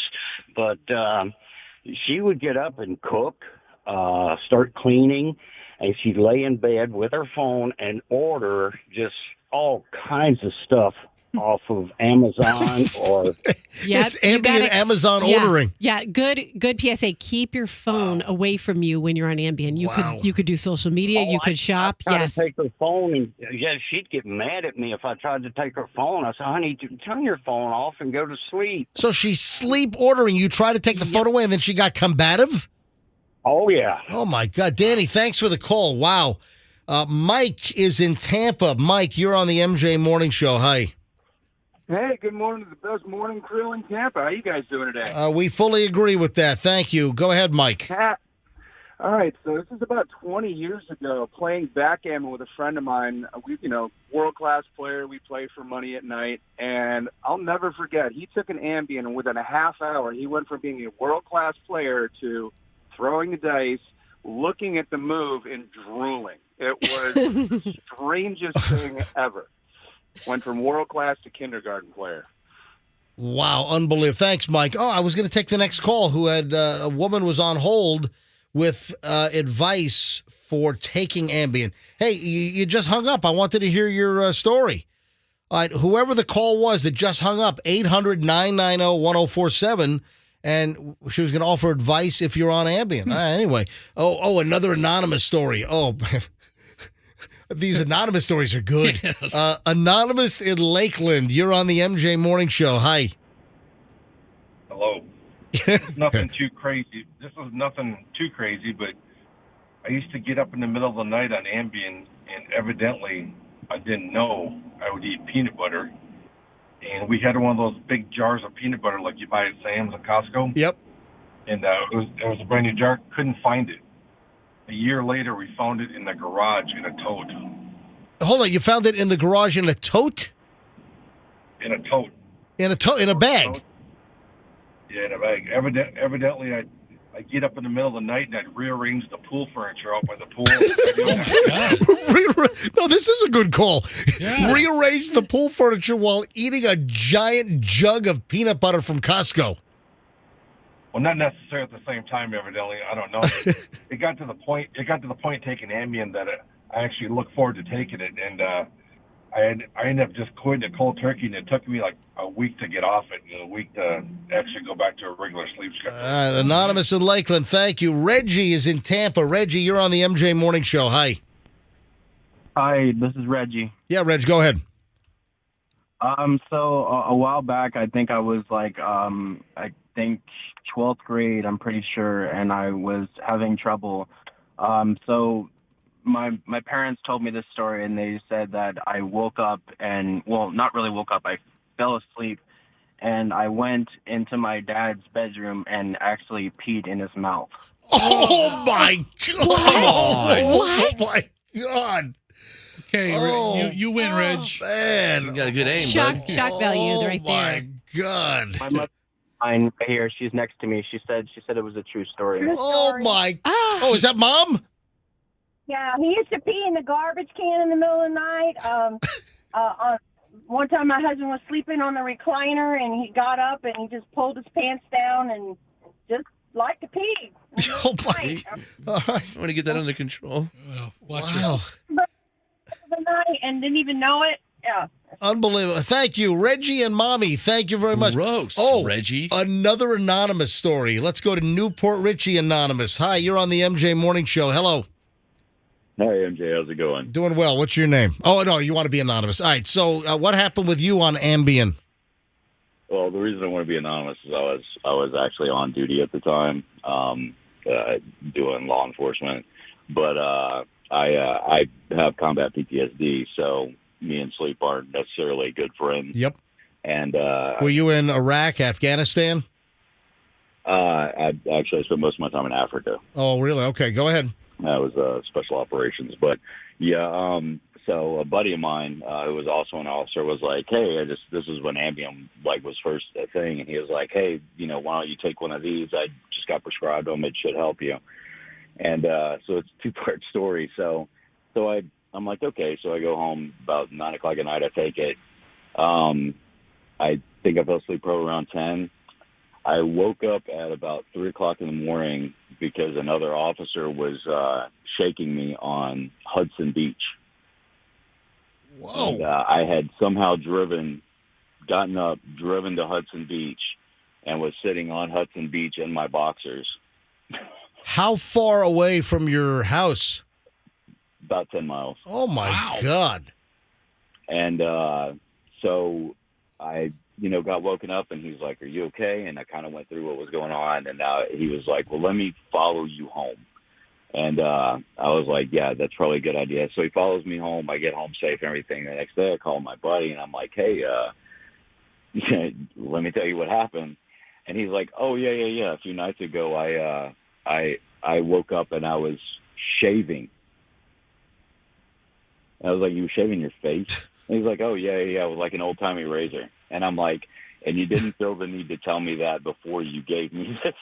Wow. And so I'm absolutely terrified of Ambien at that point. Yeah.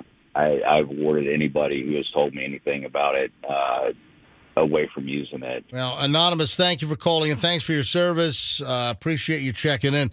And if you're just tuning in, we're talking about this because my dad has had a couple of Ambien episodes, and on Wednesday night, walked into my mom's closet, ripped the full-length mirror off the wall and smashed it, threw it across the master bedroom, smashed a glass table, started throwing clothes all over the place, and peed on the floor in the master bedroom. Now, did Dad just go back to bed after all this? Apparently so. Okay. Yeah. Look at the phones. How is this stuff still allowed to be sold? Mary, let's see. Let me grab, line 4. Grab Chelsea first. Chelsea's in Clearwater. Hi, Chelsea. Hi, MJ. Okay, so this is kind of a two-part story because I've called in before about moms that need sleep and need to go in the hotel with Roxanne. Yeah, so this is kind of along the line. Yeah. Oh, good to catch up with you again. Yes. Is that so what we're doing? My son was in his toddler age at this point, and new moms know that it takes a long time to get back into your sleep pattern. So I was having a really hard time falling asleep without hearing other things going on. So I had a friend that had taken it, and he was older, and he said he had no issues. So I decided to take it that night, and my husband was kind of watching just to make sure. And maybe because I was waiting for something to happen, that the effects happened a little bit more. But I was looking at him, and we were sitting on the bed, and the bed started to tilt. In my view, it was like we were sliding off the bed. So I'm holding on to the bed for dear life, and he's grabbing me even though nobody's falling. Nothing. And the bed is completely level. Nothing's changed, but you think you're sliding like off the bed? Completely. Wow. So I'm holding on. He's trying to save me, and I get a look at his face, and his face is melting. So now I'm thinking that I've had some kind of hallucinogen kind of drug, and I'm looking at him, and his face is melting. So I'm grabbing his face, and I'm trying to save him. I'm like, it looks like candle wax. And he's trying to get me from not falling off the bed that isn't falling. So he's kind of looking at me like, I've lost my mind. He's having to babysit me now, and I start hearing people downstairs in our house. I'm like, there's a party going on. So I want to call the police because now my husband's face is melting and there are people downstairs. And this is from the Ambien. Man, it's like you're in an Alice in Wonderland video or something. Yes. Where's Tom Petty? He's trying to get me. Right, he's trying to get me to calm down. So I run to the bathroom and I run right into the wall and I gave myself a black eye. Oh, so my I God. woke up in the morning. I woke up in the morning like I got in a fight, and long story short, Ambien is not for the people who are not going to fall asleep right away. If they're going to fight it at all, I feel that's when you start to get the dream effects while you're awake. So tell your dad, make sure he's ready for bed if he's taking anything. Yeah, he's not taking any more Ambien after destroying the master bedroom closet and ripping racks off the wall, throwing the mirror, rip the mirror out of the drywall. Chelsea, thanks for the call. All right, Andrew, I'm just going to finish up with these guys. The phones are all ringing, but I got to move on. We got too much to do here, but man, this is a little flavor. This is a little Ambien flavor. I mean, this has been going on for years. This is not new.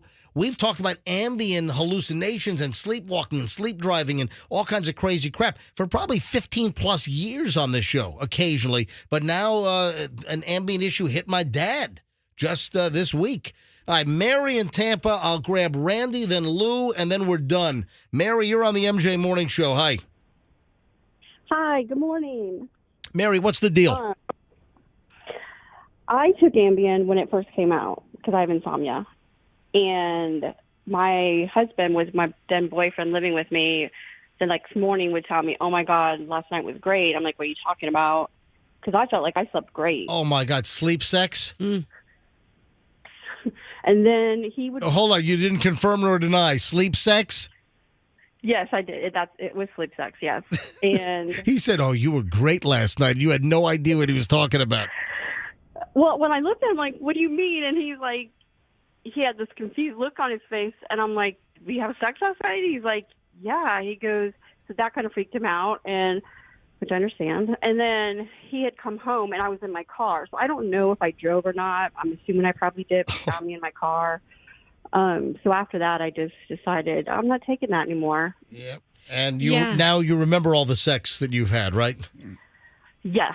It's always better that way. Most of it. Thank you, Mary. Appreciate it. You were I'm going to glad say? she brought up. I'm glad you brought up the sex aspect of it, the sleep, because I've heard those stories too. Yeah. Well, there's a case right there. Randy Makes you amorous. in Tampa. Randy, you're on the MJ Morning Show. Hi. Yes, sir. How you doing? Doing well. Go ahead, Randy. Back about 15 years ago or so, my wife was put on Ambien by her then doctor, and she would get up in the middle of the night, and I'd wake up, and she'd be in the closet trying all her clothes on, different outfits. Oh, wow. And many times we'd go somewhere together, the grocery store or whatever, and if I wasn't out of the store right away, she'd forget me and drive off and leave me. And I'd call her and say, what are you doing? She says, I'm heading home. I said, I'm at the store. She goes, oh. And she'd have to turn around, come back and get me. And there was other things, so many I can't remember, but she was on it quite a while back, and there were some strange things went on. Yep, and I guess she's not on it anymore, is she? Oh, no, she got off that many years ago. Yep. All right, final call is Lou. But I'm told that it's a female Lou. Ooh, sexy. Yeah. Is she on meds too? Wait a sec. I think I have that little sound effect over here, Froggy. Hang on a minute. Oh, I would love to hear it. Yeah, hang on a minute. Oh, here we go. Hi, Lou. Remember, Big Lou's like you. He's on meds too. Lou in Brooksville, go ahead. Yeah, so first-time caller, and just wanted to say that I stopped at Cold Turkey. My husband at the time was driving over the road, and, of course, I had a gun for protection in the house, and it was storming that night, and I got up and thought somebody was breaking in the house, grabbed the gun, made sure it was loaded, walked through the house with the loaded gun. The only way I know this is because I recorded and took pictures of me holding the gun, sending to my husband to let him know I thought somebody was in the house. Lou. Oh, man. That could have been dangerous. It could have been horrible. Oh, yeah. Very, very bad. Very fortunate the way it turned out. And needless to say, I stopped it the very next day. Wow. Lou, thank you. Is your real name Louise? Yes. There we go. Thanks, Lou. Appreciate it. You know, I know there have been like some Ambien murder defense cases. Fester, if you go to Google right now, close out the phone screen and go to Google. That's Google.com. And just type in Ambien murder defense. And I'm pretty sure there have been a couple of stories where they've tried to say, oh, yeah, the Ambien defense, or as medical doctors call it, the zolpidem defense, is a claim that you were not conscious and therefore not aware of what you were doing when you committed a criminal act. Yeah, the Ambien defense, from the Mark Lopez law firm, wherever they are. What is the Ambien defense? Yes. I mean, it's just all kind murder, another side effect of Ambien. I mean, look at this. Ambien murder trial goes on. Ambien murder trial goes to jury October 13, 2015. It's all kinds of Ambien stories here. And the latest, who's laughing? Are you laughing, Roxanne? Well, Roxanne, We're I'm talking about murder and Ambien. You're cracking What up are you over here. doing over there? Ambien's murder trial, and Roxanne's like, ha, ha, ha. Yeah, you're sounding like mumbly over there. Please share it with us, Rox. I will continue. No. What are you saying? The whole show stopped now. I'm sorry, let me pull myself together. What are you My doing? friend just texted me to remind me what her husband did one time. On Ambien? Okay, yes. Okay, well then it works Okay, the story. I'm going to pull myself together. Okay, in New York, he went to look for food, and he went through the whole box in the room, then went downstairs. Fester, it's pretty funny. Stop it. Then went downstairs in the elevator, couldn't get back up, and the manager from the hotel, this is a fancy hotel, it was the, brought him back in his underwear. The manager had to walk him back upstairs in his underwear. Went out of the hotel room in his underwear. Yes. Into the lobby? Yes, into the. No, he was down in the lobby naked, just in his underwear, and then the manager. That's had what I'm to bring saying. him- The manager had to bring him back up. Yes. Mhm. So your friend just texted you this because Yes. they're listening to the show. Yes. It just makes me laugh because I know this person. Wow. Well, listen, as I segue, this is the perfect segue. As I segue, I want to know what that lady on the airplane was on. The one that thought she was seeing something and that person back there is not real. Talking about the now famous Tiffany Gomez from Texas. And this woman will not go away. She is my favorite woman of the summer.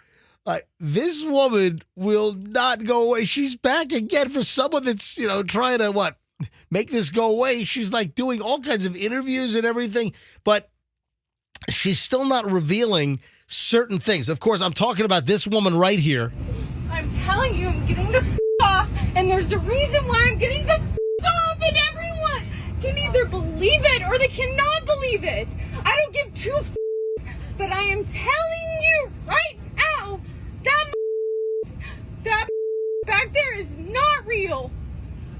And you can sit on this plane and you can die with them or not. I'm not going to. And then in the terminal, we played audio also in the terminal from the police body cams when she was got off the airplane. And she was talking about that plane is going to crash. Everyone's going to die. Listen, I even made this. They can either believe it or they cannot believe it. But I am telling you right now. MJ. That motherfucker back there is not real. Fester. Not real. Froggy. Not real. And Roxanne. Not real. This is the MJ Morning Show I don't give two on Q105. Not real. So now there's a new video. But you know what? She's not answering. What were you on? That is not normal behavior. She almost like she mixed alcohol with some kind of a pill. She was freaking out. What we don't have an explanation is what caused you to do that. I don't know if she's trying to sell her story, but now there's a new video out on her. Listen to this. Listen, I gotta ask you, how does it feel to be traveling again? Great. In the airport again after what you went through. Listen. So this guy whips out his camera, and I think this is like TMZ or something. Yeah, TMZ guy found her in the airport. Yeah, some TMZ like freelance video dude finds her, and she's traveling on a plane again. So here we are just weeks later after that mother is not real. So just weeks after that, she's spotted on a plane, and this TMZ guy sticks a camera in front of her face. Listen, I gotta ask you, how does it feel to be traveling again? Great. In the airport again after what you went through. Listen, I gotta ask you, how does it feel to be traveling again? Great. In the airport again after what you went through. A little bit of anxiety, but it's been good. Yeah. Are you doing anything differently, like, you know, when you're getting ready to travel, or was there? Yeah, like not taking like Xanax with alcohol or something or whatever. What caused it? So this was at LAX. So, you know, those TMZ, like, freelance video dudes. They're all over. They're all over the place. And they're, like, dying to, like, get celebrities on video and go up to them while they're coming down an escalator and talking to some Hollywood celebrity. And then they sell the video to TMZ. That's how they operate. Any new techniques you use? No. No? No. And a lot of people are curious. Yeah. What exactly you saw, because you know you alluded to what you saw, but like we just want to know, like, you know, what did you see? I mean, thanks for asking that, but I have been told I cannot comment on it right now. She's been told that she can't talk about it right now. I see. I'm sorry. Are you going to, like, you know, have a full kind of interview somewhere, or like what's going on? What's the deal? What's the plan on? The rate it's going, I feel like it's going to have to happen. Yeah. So yes, there's some things in the works, mostly not. What, a TV Nobody show? cares anymore. What, a TV? We got some things in the works. We're over it. You're hot. We get it, but we're over it. Well, I want to give her a daytime talk show. I love her. Only when she's on whatever she's on. I want to just pill her up and put her on TV. It's the Crazy Airplane Lady show. It looks like there's a crowd in front of me. You are not real. This whole audience is not real. Not real. I mean, coming this fall, it's Crazy Airplane Lady coming to a station near you. Her first guest has to be Carrot Top, right? You are not real. That's right, because Carrot Top was on the plane. So I follow her on Instagram now. I love her. What does she have, 1 million followers now? Yeah, she's got 100,000. Tiffany Gomes 27 is her handle, and she has how many? Tiffany Gomes 27. That can't be right. That's not her. No, you got the wrong. Oh. What are you just picking any account and No, I saying? typed it again, you just throwing stuff typed against the wall. Tiffany Gomes. All right, Froggy, how many followers? She has 100,000 followers. Yeah, she has about 100,000. My God, I can't even get to 14,000. You freak out on a plane. Son of a. You know what? I'm gonna have to do something. I'm gonna have to get arrested in order to get my followers. I'm sitting at 13,800. Folks, help me get to 14,000 today. All I need is like 150 followers right now, and I can get to 14,000. Get out of the 13s. All right, so if you're on Instagram and you don't follow me, give me a follow. Help me. It's like a telethon. It's like a Jerry Lewis telethon to get MJ to 14,000 followers. All right, if you're on Instagram, just give me a follow. Certified MJ rate. And listen, if you're disappointed in my feed, then just unfollow. But my Instagram is Certified MJ Radio. So Certified, then MJ Radio. Let me see if I can get to 14,000 followers. I'd like to get to 9,000.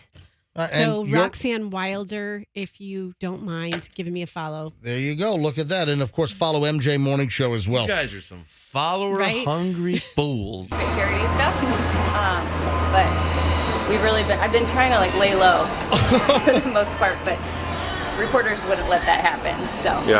Yeah, well, when you, like, start talking about planes crashing and that mother back there is not real. I mean, you know what? Reporters are going to kind of follow you or ask you questions. I was somewhat strong-armed into speaking. Didn't she say that, like, people going through her trash at her house in Dallas?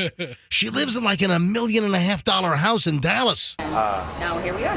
Well, I do want to know, like, I mean, you won't say to me what you saw right now. Yeah. You can't. All right, just got her too. Yeah. Well, but what about, like, what was the reason that you wanted to get off so bad? Yeah, what were you on? What was causing your behavior to happen? Again, can't speak on that right now, but I was distressed and I was getting off the plane no matter what. I just probably didn't need to make the scene that I made. Oh, yeah. Oh, you think so? I was getting off that plane, for sure. Right, and you stand by that, like, 100%, even now? 100%. So there you go. She thinks we really, really care about her. So she might have been in Los Angeles to tape a tell-all interview.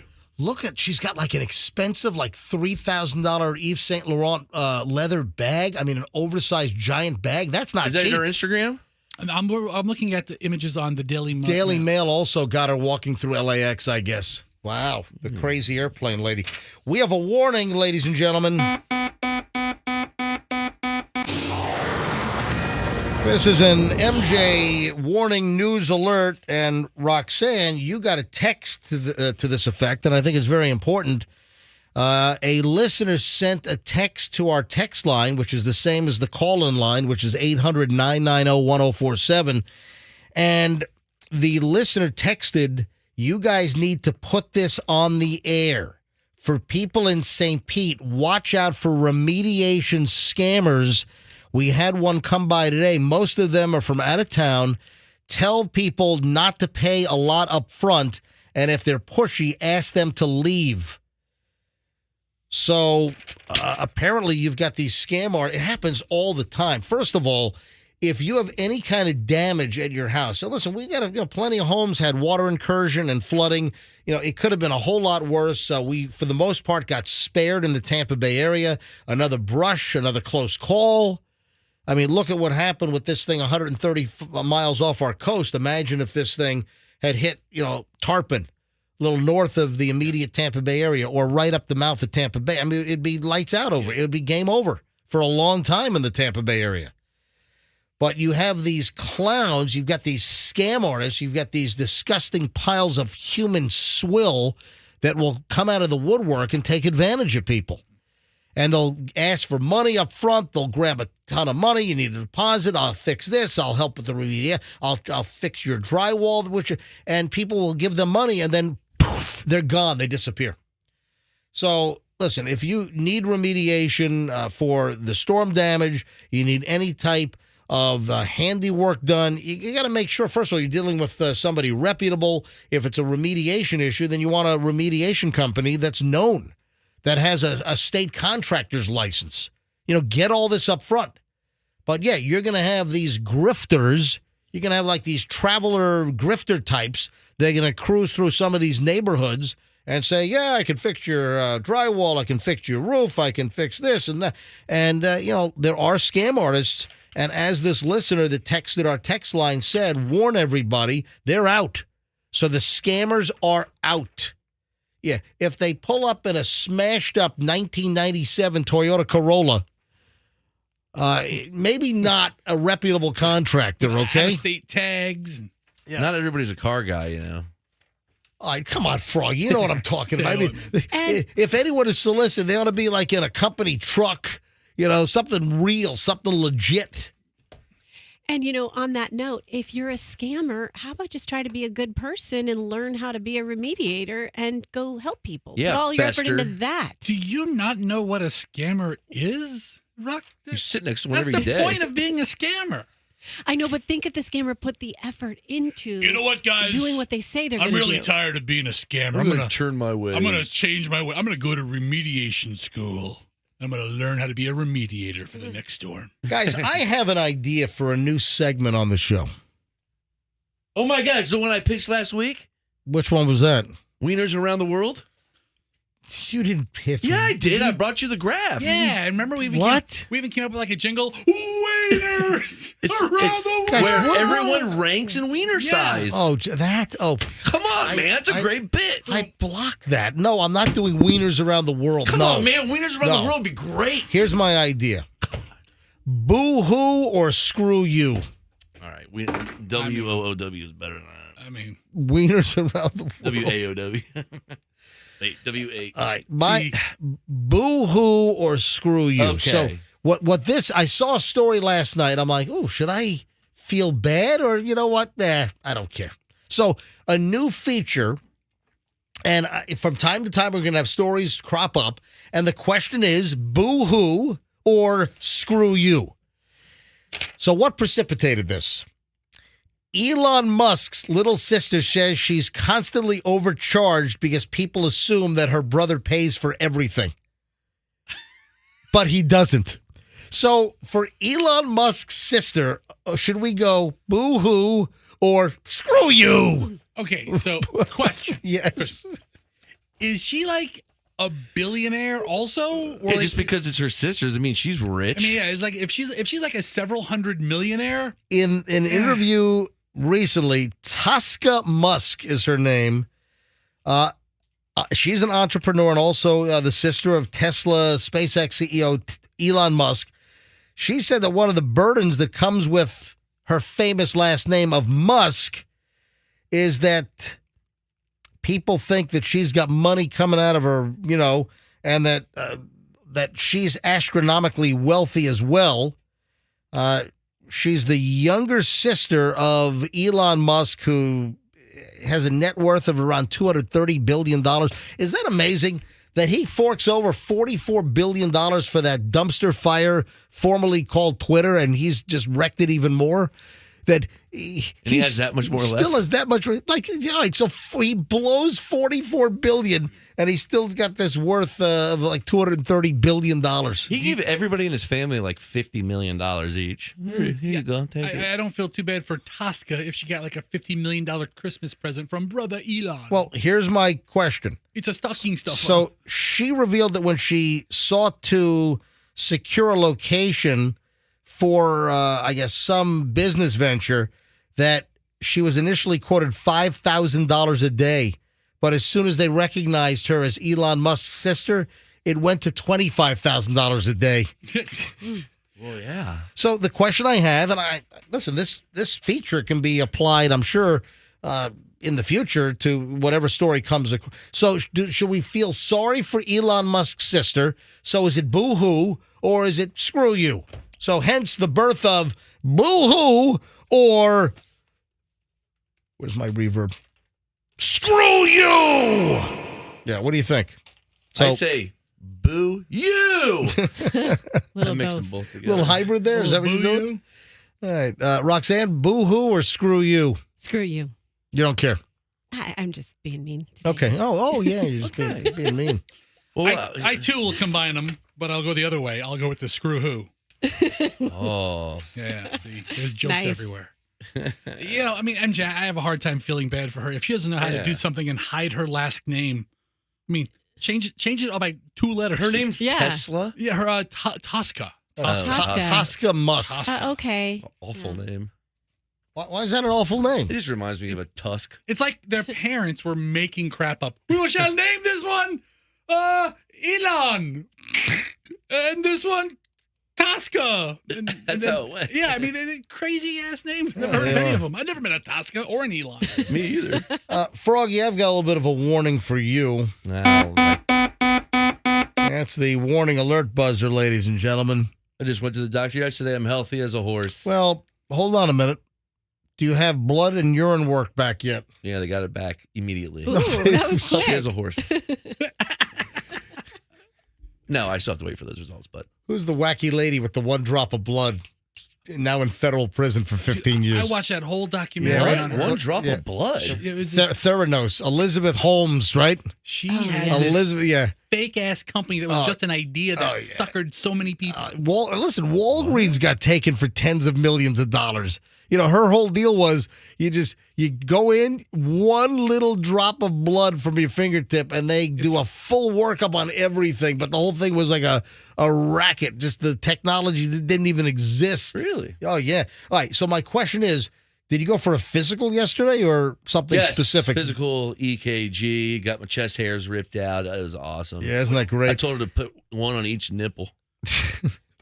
No fingers. All right, stop. Oh, no. All right, stop. Pastor asked me. I was making the gesture. He was Now, miming. Froggy, did you do a blood draw? Yeah, I did all that. And you did a urine sample? Oh, yeah, and I had to go. I overfilled that thing. Well, Why don't they come in bigger sizes? Well, listen, the reason why, you want a lemonade pitcher for your urine sample? Is that sometimes when you got to go. I was holding it all morning. Well, you're only supposed to put a certain level in the cup and then continue into the toilet. Yes, you don't let it overflow in your hand and all over the place. Yeah. Come on. Yeah, let me it just overflowed, and then my name started running. My cup run. Oh, the label started running. Yeah. Dude, Like, you stop before the top. I know. I just couldn't. It burns when you stop. Well, the reason why I'm bringing this up, and it's just very ironic. I mean, it's just very coincidental, I guess, that Froggy was just at the doctor yesterday because one of those study finds is out.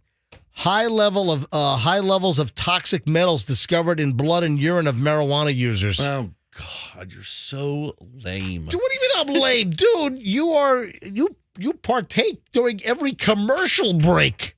No, that's not true. That's an outright lie. All right, how many commercial breaks did you during the show today? I don't have any right now. I have to go to the doctor. I will tell you right now, he usually takes the 9:24 commercial break off.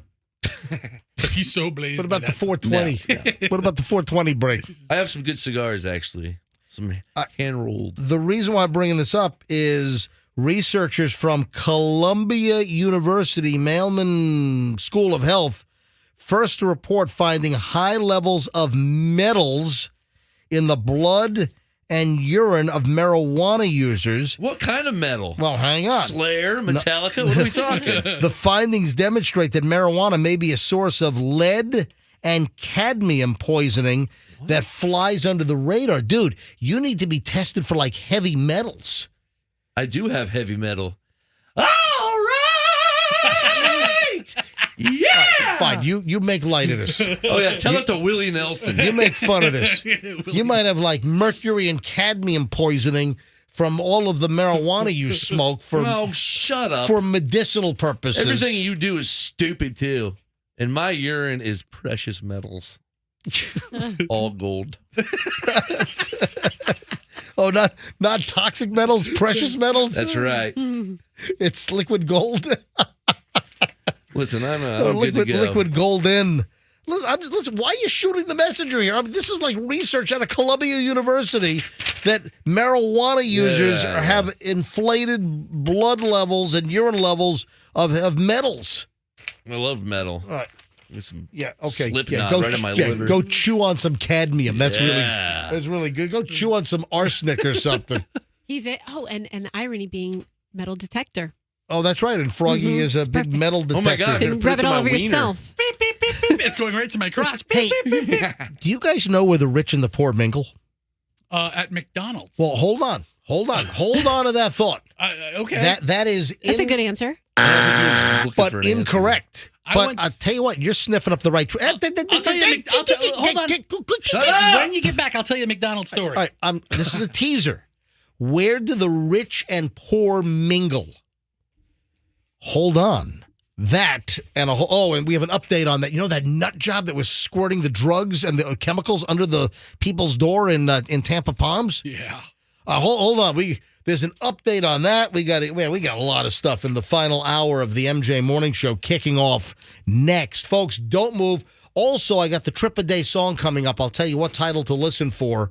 And that comes up at between 9 and 9:20, so in the next few minutes. So hang on. 8:48 at the MJ Morning Show. We're back in minutes here on Q105. Stand by.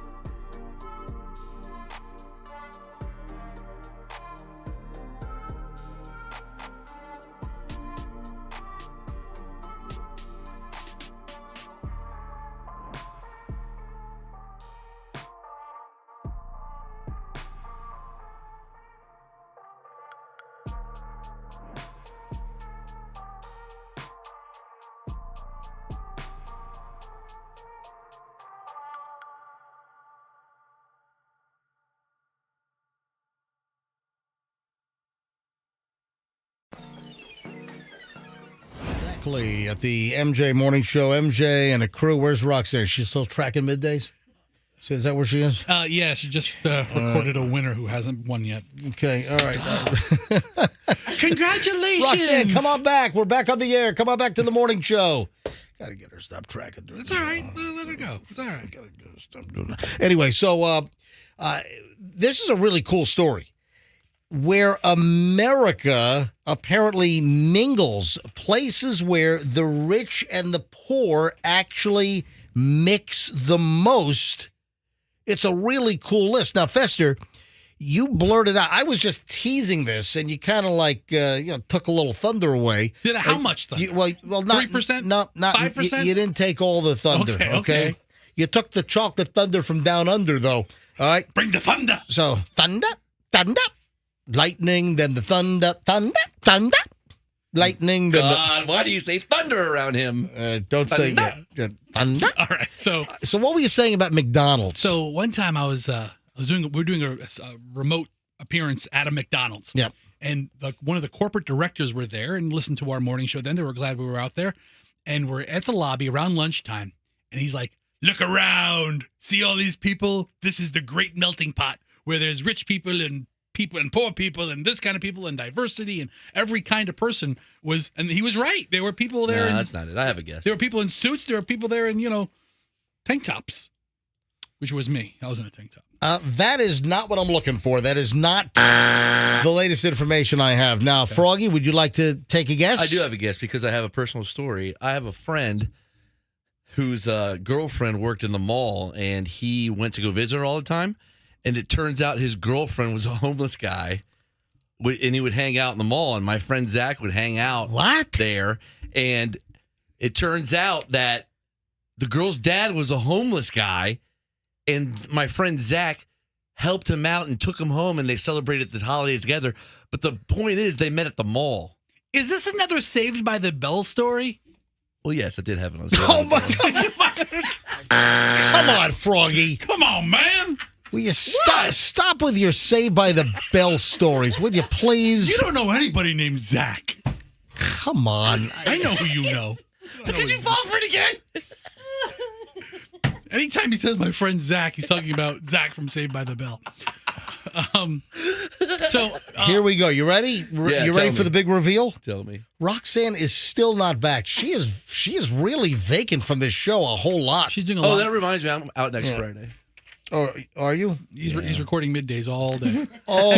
Incidentally, I just found out we were all supposed to go to dinner. We were doing an MJ Morning Show dinner, and we were going to go to Eulalie on September 9th. Right. Have you heard the latest? Apparently, Roxanne let me know earlier that Kim contacted Roxanne that you're out of town, and so Kim and Froggy can't make it, so we need to When are we going? We were going to go the 9th, but I can reschedule it. Kim apparently said you forgot to tell us that you're not in town on Saturday, September 9th. I forgot. I had a scheduling conflict.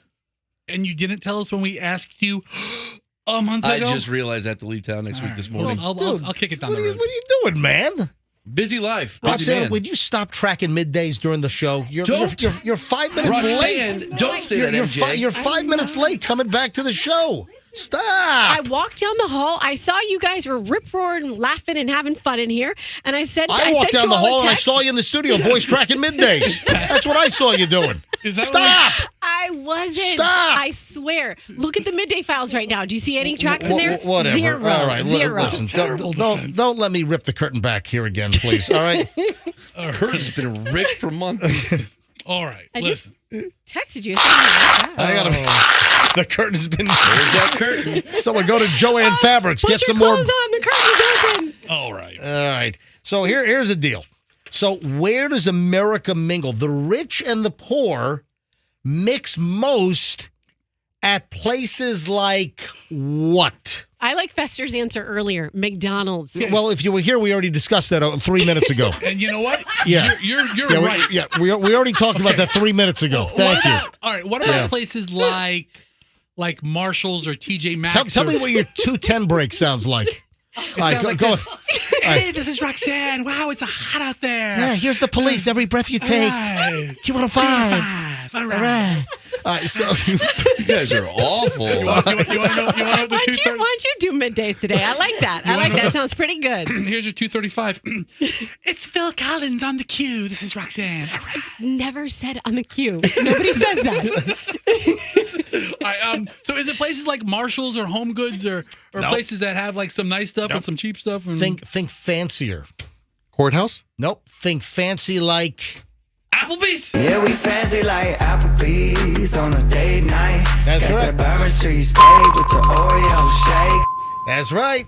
So places like IHOP, Applebee's, Chili's, and Olive Garden, those are the places where there is the greatest degree of socioeconomic mixing.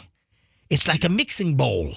Dude, that is so true. Yeah. One time, I was at the IHOP in South Tampa. 2 booths over. What, the one on South Dale Mabry? On South Dale Mabry. 2 booths over. George Steinbrenner. Really? Yeah. Oh, that's great. He tipped everybody in the place $50. Really? Yeah, everybody. That's great. Just All the- peeling off grants, 1, 2, huh? 3, 4, Great. 5, 6. You Everybody. get a grant. You get a grant. You get a grant. Everybody gets a grant. My wife's like, why is everybody making this big deal about this old man over there? And I turn around like, what old man? I go, that's George Steinbrenner. George Steinbrenner is whipping off the money. He used to come into the MJ Yeah, Morning Show. super cool. He used to pop in a couple times a year. Actually, MJ and BJ days. Yep. He used to pop in. He was great. Now, I thought this was really, really interesting. According to cell phone data tracked of more than 1 million people, Boston, Dallas, Seattle, and L.A., that's where they track the data from. But I'm sure it's indicative.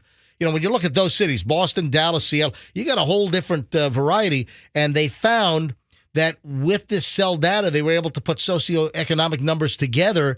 And the sweet spot for mixing of, it's called cross-class mixing. And full-service, low-priced restaurants are where the greatest mixing of the rich and the poor in America happens. Places like Applebee's and IHOP and Chili's and Olive Garden, man. So you know what it tells me? Like with Olive, it tells me that rich or poor alike, or middle class and upper. Hey, the bottomless salad bowl and all you can eat breadsticks, man. I'm telling you. All classes that appeals to. Yeah. So there you have. I just thought it was very, very interesting. Hey, I got a couple of cleanup items I want to talk about regarding the hurricane. A couple of things here. First of all, I mean, really? In the middle of a hurricane, deputies arrest a couple for sending nude pictures to a minor. What? Oh, I sent you that. It's disgusting. You did. I mean, really? Like, we had enough stuff. Citrus County Sheriff's Office arrested 2 people during the hurricane. I'm not making this up. This is from ABC Action News, taking action for you. Of course, home with Dennis Phillips, who was very generous with his time, and we were very generous on the air with him, trying to get him home. Play-by-play on the radio directions. Exactly. When his turn here. So, Citrus County Sheriff's Office said 2 people were arrested during the hurricane they believe were attempting to engage in sexual acts with a minor. In the middle of a storm, a hurricane, a Cat 3, you're telling me that you got people that are that sick that they're trying to hook up with a minor? 2 people. Yeah, on Tuesday, CCSO said they were notified that Crystal Dawn Rose, 37, and Jacob Michael Rose, 37, had traveled to meet with a person they believed to be a 13-year-old girl and intended to engage in sexual acts. What a sick couple. My God.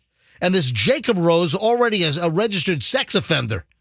Couldn't they just handcuff him to a tree until after the storm? Jeez. Detectives responded to a business in Inverness where an argument broke out between the Roses and another person. Deputies learned that both Crystal and Jacob had sent several nude photos and a video of them engaging in activity to a minor that they'd come to meet. It really... You're so sick that there are like A, B, C zone evacuations in Citrus County, and they're trying to hook up with a freaking 13-year-old girl? Are the hell? Are those people residents of Citrus County? Yeah. Yes. You think they were thinking, now's the time to get away with it? Everybody's concentrating. Yep. On, you know, Oh, yeah. No one's going to bust us for picking up a minor right now because People of are all evacuating. all the sheriff's deputies are all, directing traffic and everything. So, man, that's just sick. Is also bad. It's just awful. We've seen the cars burn down. We had a couple of Teslas burned to the ground, which had their batteries contaminated by water, apparently. We've had a number of homes in the Tampa Bay area. We got spared. But listen, there are people that had flooding. There are people with homes that are at grade. Pretty significant damage for a lot of folks. There are plenty of people locally in the counties surrounding our broadcast signal. There are people that had damage. And while all in all, we did not have a catastrophic hit, if your house is wrecked, that's catastrophic for you. And I feel for you. I'm sorry for you. Hey, how about like some of the house fires that have popped up where maybe there was some water incursion caused a short? Some of the power was off, then the power comes back on. I saw a house in Shore Acres that was completely engulfed.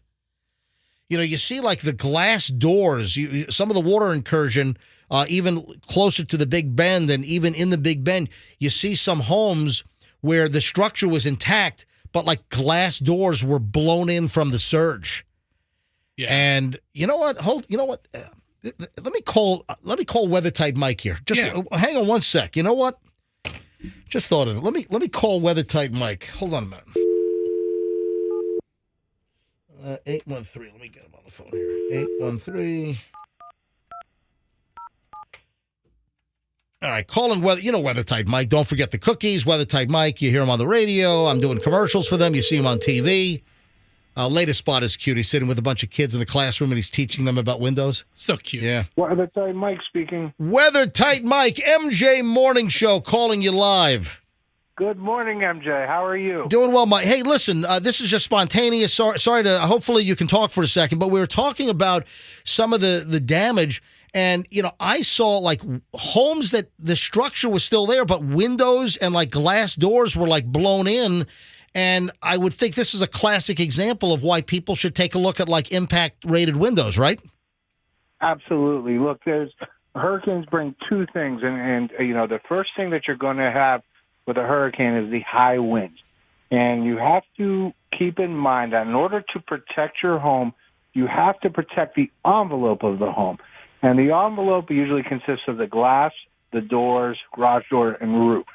And I don't do garage doors or roof, but the one thing I will tell you, the most susceptible part of the home is that glass, because all it takes is something as simple as your neighbor's flower pot to get thrown into your glass, and it will break the glass.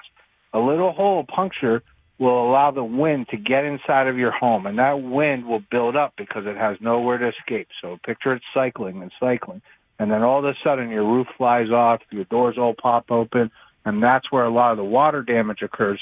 Before the high floods come in, that's where a lot of the damage will occur. If you don't live in a flood zone and you think you're okay because the flooding won't come, the damage can still occur from the winds. MJ, listen, the past two hurricanes we have been major water events, major flooding events. However, people need to keep in mind, especially people inland that don't live on the water, that aren't forced to evacuate, you still have to protect the envelope of that home. And listen, you sell all kinds of windows. I know that you guys do the PGT windows, and you can get different types of glass. But when you go with the impact glass, is that still called like Miami-Dade code rated? Well, no. So impact glass is impact glass, and there's two different ratings. There's Miami-Dade, which is not required here in the Tampa Bay or Sarasota area, and then there's Florida impact glass. Miami-Dade is just simply ordering the glass in the the windows and doors to be, a little bit stronger, installed a little bit better. And at Weather Type Windows, that's the one thing we will always do, because codes are ever changing. And as we see with each major hurricane, something new is coming about, and that makes it change the code. So right, but Mike, some of these windows, when you get some of these impact glass windows, they can take like a 2x4 coming at your window or glass door at what kind of speed? 80 miles an hour. That's how they're tested. They're tested 60 to 80 miles an hour. Wow. However, the wind speed after the fact is about 180 miles an hour if you order to Miami-Dade standard. Wow. So the wind speed and the impact are two different issues that you have to deal with with glass and hurricane windows. And Mike, when we have these close brushes, I'm sure the phone starts ringing a little more, people saying, We got lucky this time. Listen, I think it's a perfect opportunity. You're an advertiser here on the MJ Morning Show. We appreciate you being a client. I love doing your live commercials. And listen, folks, call WeatherTight Mike. You see him on TV with the cookies and everything. You hear me do the commercials. And, better safe than sorry. If you need replacement windows and doors, you can upgrade your glass so the weakest portions can be turned into some of the strongest portions of your home. 100% correct, MJ. Give us a call now. We're going to help you out. We know you have other expenses where it's going to take no money down. We'll go ahead and get those windows ordered for you. And when they come in and install it, we call it our trust program. You don't have to give us any money down. We'll come and install it. And you could pay us at that time, or we could do an interest-free program for you for up to 18 months. Sounds great. WeatherTightWindows.com. WeatherTight, remember, T-I-T-E, WeatherTightWindows.com. Hey, WeatherTight Mike, thanks for coming on. And I didn't forget the cookies, so come on by and grab them. Thank you, MJ. I appreciate you, and stay safe. All right, buddy, thanks. Listen, I just thought it was like good information. We're talking about this stuff. So Shore Acres, home burned to the ground. We got Teslas burning to the ground. You got people that are flooded. I got sickos up in Citrus County thinking that law enforcement was off their game because of the hurricane, and they're trying to pick up a 13-year-old. We had Sheriff Chronister on a couple days ago over the night of the big storm. Yeah. One person got arrested for shooting somebody. Yeah. That's crazy. What the heck? Hey, we have, what time is it? 9:17. All right. We have a sad moment here on the MJ Morning Show. It is with profound sadness that we say goodbye to Wacky Jackie. Now, we saved your job like a month ago. I know, you so, did. So why you leave? Wacky Jackie is getting out of Dodge. I mean, if we would have known this, we wouldn't have tried so hard to save you a month ago. We burned a lot of favors on that. Yeah, they should have canned your ass a month ago. Nice, thank you. No, but Wacky Jackie, you're leaving us. I am. So yes, I went to bat for you. And you did. You have multiple times actually. I've heard that you've been up in my business a couple times. Yeah. And in a good way. Well, I'm a fan of yours too. Well, thank you, Wacky Jackie. All right, I know I'm good for your ego. Now, all of y'all. Now, but the last time, like a month and a half ago, where you almost got fired. What did you do? What was the event? She online got a little drunk on a Friday night, and she wrote like scathing reviews of every member of management. Yeah, no, that's not. No, you're embellishing. Scathing is embellishing. Whatever. I think there was some RuPaul mention somewhere. Whatever. It's over. So bad. We were going to let that dog lie. But they were going to fire you, and I went to bat for you. Don't fire Wacky Jackie. We love having her on the show. She makes all these cool graphics for our social media. You'll still do that, though, right? I'm absolutely still going to do any graphics that you need. Yes. Yeah. Oh, any great. graphics. I've got them all hung up. It's the only thing left at my desk now is all the Photoshop so I've done. You'll still do MJ Morning Show Photoshop graphics for my Absolutely, I will. Instagram and Yes. everything? Yes, I have applied for Gotcha. numerous graphic design jobs up in Ohio where I'm going to be moving to, and so yes, and I. You're moving to some BFE, Ohio? Yes. She is. I'm going rural. Listen, it's no secret that Jackie currently is single. And she is looking for... Oh, yeah. So she's going to a place with less population. Yes. That sounds like a great place to... Oh, Jackie. I'm trying to help the sheep out. Come on. Jackie is... Don't say that. Jackie is currently looking for a man, so she picked the town of Mansfield, Ohio. Mansfield, Ohio. I did. Mm-hmm. Well, Wacky Jackie... We love you. I love you guys, too. Oh, it's so It's really hard. I It's- stopped crying. Good. We don't want you to cry.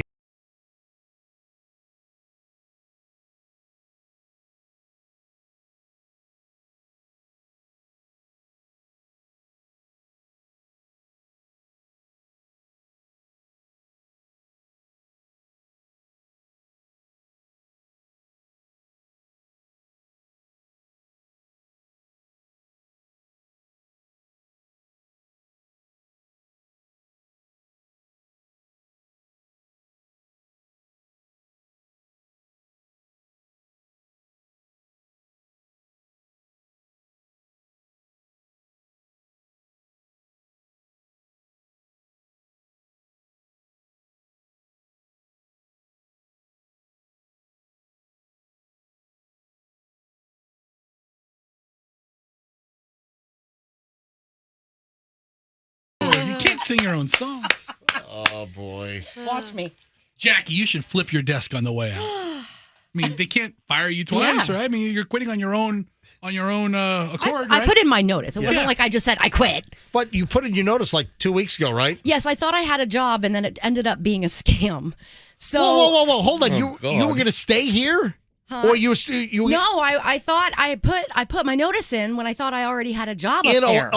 Yes, hold on. and You, it ended hold up. on. You got scammed. I did. Yeah, you can't trust what's on a Wait. lot of what's in Indeed right now. Hold on. So you went on to Indeed.com. Yes. And what was the job you applied for? It was for a graphic designer. It was for a remote graphic design job. They with this- hired you? They told me that they were going to offer me a position, but the verbiage was a little off. So I ended up calling the company, and the lady emailed me back like an hour later, and she said, "I'm really sorry, but we've had several people call this morning and say that they got taken in by this, and here's a link to our website so you can see what jobs we have available." So, So things are a little more up in the air now than I would have liked. So But it might be for a while. Welcome to Wendy's. Can I take your order, please? I'm not doing that, Oh, no. All right. Jackie, I'm just listen. I think you are a very niche personality, and you could make a ton of money on OnlyFans. oh God, no. Yes. Nobody wants to see that. I don't want to see that. Anyway, Wacky It's Jackie, disgusting. it's been great having you on the air. Thank you for letting me play in your sandbox. It's been Aw. it's been one of the great pleasures of my 2 years here, and I just think you guys are awesome. Cry. Thank you. Cry. Cry. Yeah, it's good for cry. It's good for ratings. Cry. Hand it up a little Yeah. bit. Yeah. Give us a little more. Turn it At on. least it's not because Fester hurt my feelings this time. Yeah, and you got through all that. See? Well, have a safe trip up to Thank Ohio. you. Thank you so much, and When I do will you- still listen. When are you leaving? I'm not sure. I'm hoping that I had a really good phone interview yesterday, and I'm hoping to get as long as I get a job offer in the next week or so, I can And graphic get a design house. again? Yes. You'll get one. That or I'll be a cashier. I also have a couple in with the Richland Police Sheriff's Department because I love criminal justice too. Oh, be a look cop? at that. Yeah. No, Officer Jackie. nobody's gonna give me a gun. Wait a sec. Wait, Andrew, what are you telling him in my ear? I have a caller wishing Jackie luck Okay. Okay. And where are they from from? a town she's about to move to. Wait a minute. Hold on. The caller is calling from Mansfield, No, Ohio? she lived there. Oh, she lived there. Hi, She good got morning. She escaped. Good morning. Who's this? Good morning. It's Renee, and yes, I escaped. I don't know what she's going there for, but I wish her luck. Oh, no. Oh, my God. Oh, son of a... So Renee, you escaped from the place where Jackie is moving to. I did. Is it a hellhole? Yes. Oh, No. No. You want to reconsider? My family's still there, so I'm going to seek out Jackie a job, and I'll keep you guys posted if I hear of anything. That would be really cool because I do have one in with the Richland County Sheriff's Department right now. I want to buy a house with a yard for my dog, and I want to be more rural than what I'm doing. And my sister's only 20 minutes from there, so that's why I'm going back there. Renee, thank you for calling in. Thank you, Renee. Thank you. With the encouraging, uplifting news. Yeah. Great news, Renee. Housing is much more affordable, so you'll be able to afford something big and let that puppy run. That is Gotcha. absolutely what I'm doing, All right. yes. Thank you, Renee. Good luck. We'll miss you. All right. Thank you. I love you. Thanks, Renee, for telling Jackie that she's moving to a manure pit. Don't you move to Flint, Michigan? Could you picture Jackie getting a job as a 911 operator Oh, for yeah. the sheriff's office? And are you not laughing at people? Let's pretend you're a 911 operator. So you say 911. What's your emergency? Go ahead. 911. Oh, no, hold on, man. I got the sound effects. And Oh, everything. okay. Oh, my God. Hold on, He should here. Of course he does. 911, what's your emergency? I gotta just sawed my leg off. Oh my God! Apply a tourniquet. No, You're supposed to laugh. I figured you laugh. How about this? How about this? Hold on, MJ, I'm fired. MJ, what's funny about sawing your leg off? I don't know. All right, Froggy's got one. I got one. And I think I know what it's related to. 911, what's your emergency? My wiener just fell off! Help! Am I being too loud? Put it in a solo cup on ice. We'll try to reattach it. Spontaneous wiener fall off. Oh my God. Wacky. I gotta take a break. I'm getting too late. We love you, Jackie. We love you, Wacky love you. Jackie. You're amazing. You You're going to guys do great. too. We love you.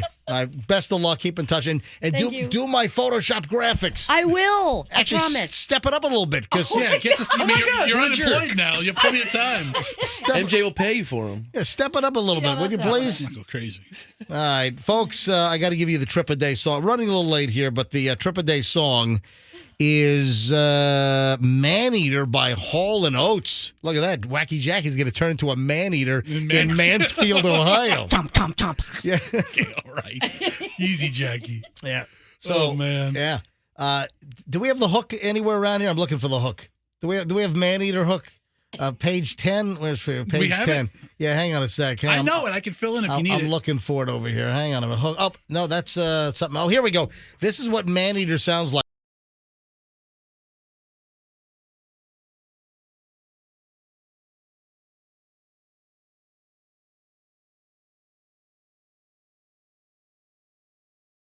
Caller 800-990-1047. It's going to happen before 6 o'clock, guaranteed. It's the MJ Trip a Day song. So listen, then call in, and you'll win a 3-day staycation at Captain Hiram's Resort in Sebastian. And it's going to play before 6, guaranteed. So good luck. All right, 9:26 at the MJ Morning Show. I got a lot of stuff to get to. In the final chunk here on a Friday, going into a long Labor Day weekend, and we're back in minutes here on the MJ Morning Show. Hey, folks, this is important.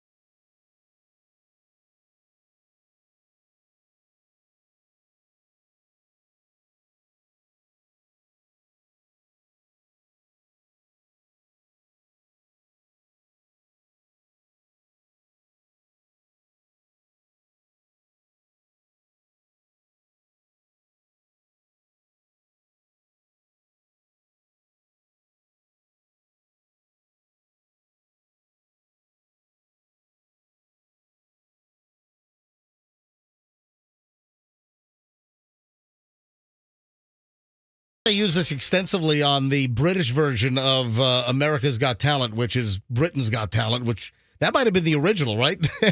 And we're the copycat? We're the copycat. Yeah. Speaking of that, did you see Simon Cowell was undergoing psychotherapy? He probably needs to. That's probably good for him. No, I guess, bring this. I saw this earlier in the week, and just, talking about Britain's Got Talent, Simon Cowell, just type in Simon Cowell right here. Oh, yeah, he had long-term depression. Yeah. But also, what did he do with his face? He had looks like he had reconstructive surgery. There's some pictures where it doesn't look like him anymore. Is that because of that bike accident? Or is it because of his I think it's just affinity for plastic surgery? I think maybe just fear of getting older. Yeah, Simon Cowell, apparently he says he wish he didn't wait so late in life to try mental health therapy.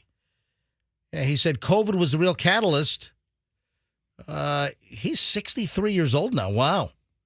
Yeah, he said, I've suffered from depression over the years, but that was just something I thought, well, that's my character trait. I get down, and it's something you deal with.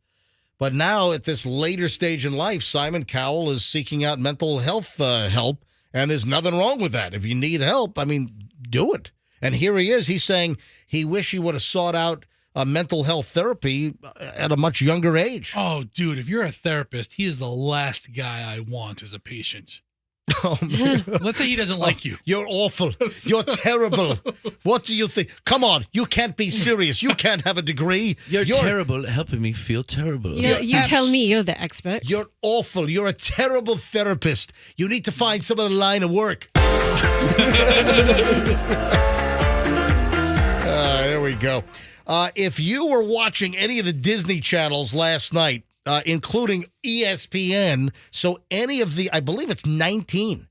I think it's a total of 19 Disney-owned channels. Last night, about 8 o'clock, Spectrum pulled the plug. There is a big contractual dispute. By the way, it was not your cable box, folks. No. It's not your TV. Your TV is fine. Yeah.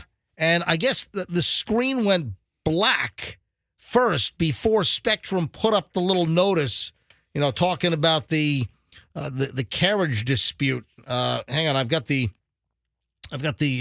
image here because I had 5 friends of mine that were trying to watch the UF water polo game that was on last night, right? Was that what it was? Water polo? Close. Yeah. What was it? Football. Oh, I'm sorry. The Gators football. Yeah. So last night, 8 o'clock, 8:03, just before the game's supposed to start, what was it, UF out in Utah? Yeah, they were out in Salt Lake City playing the Utah Mormons. And the screen goes black. And then after a certain amount of time, then the graphic comes up. The Walt Disney Company, the owner of this channel, has removed their programming from Spectrum, which creates hardship for our customers. We apologize for the inconvenience and are continuing to negotiate in good faith in order to reach a fair agreement. And what's happened here is obviously Disney wants more money. They want Spectrum to pay more from the rectum. And they've obviously agreed to disagree at this point, and Spectrum has blacked out all of the Disney-owned channels.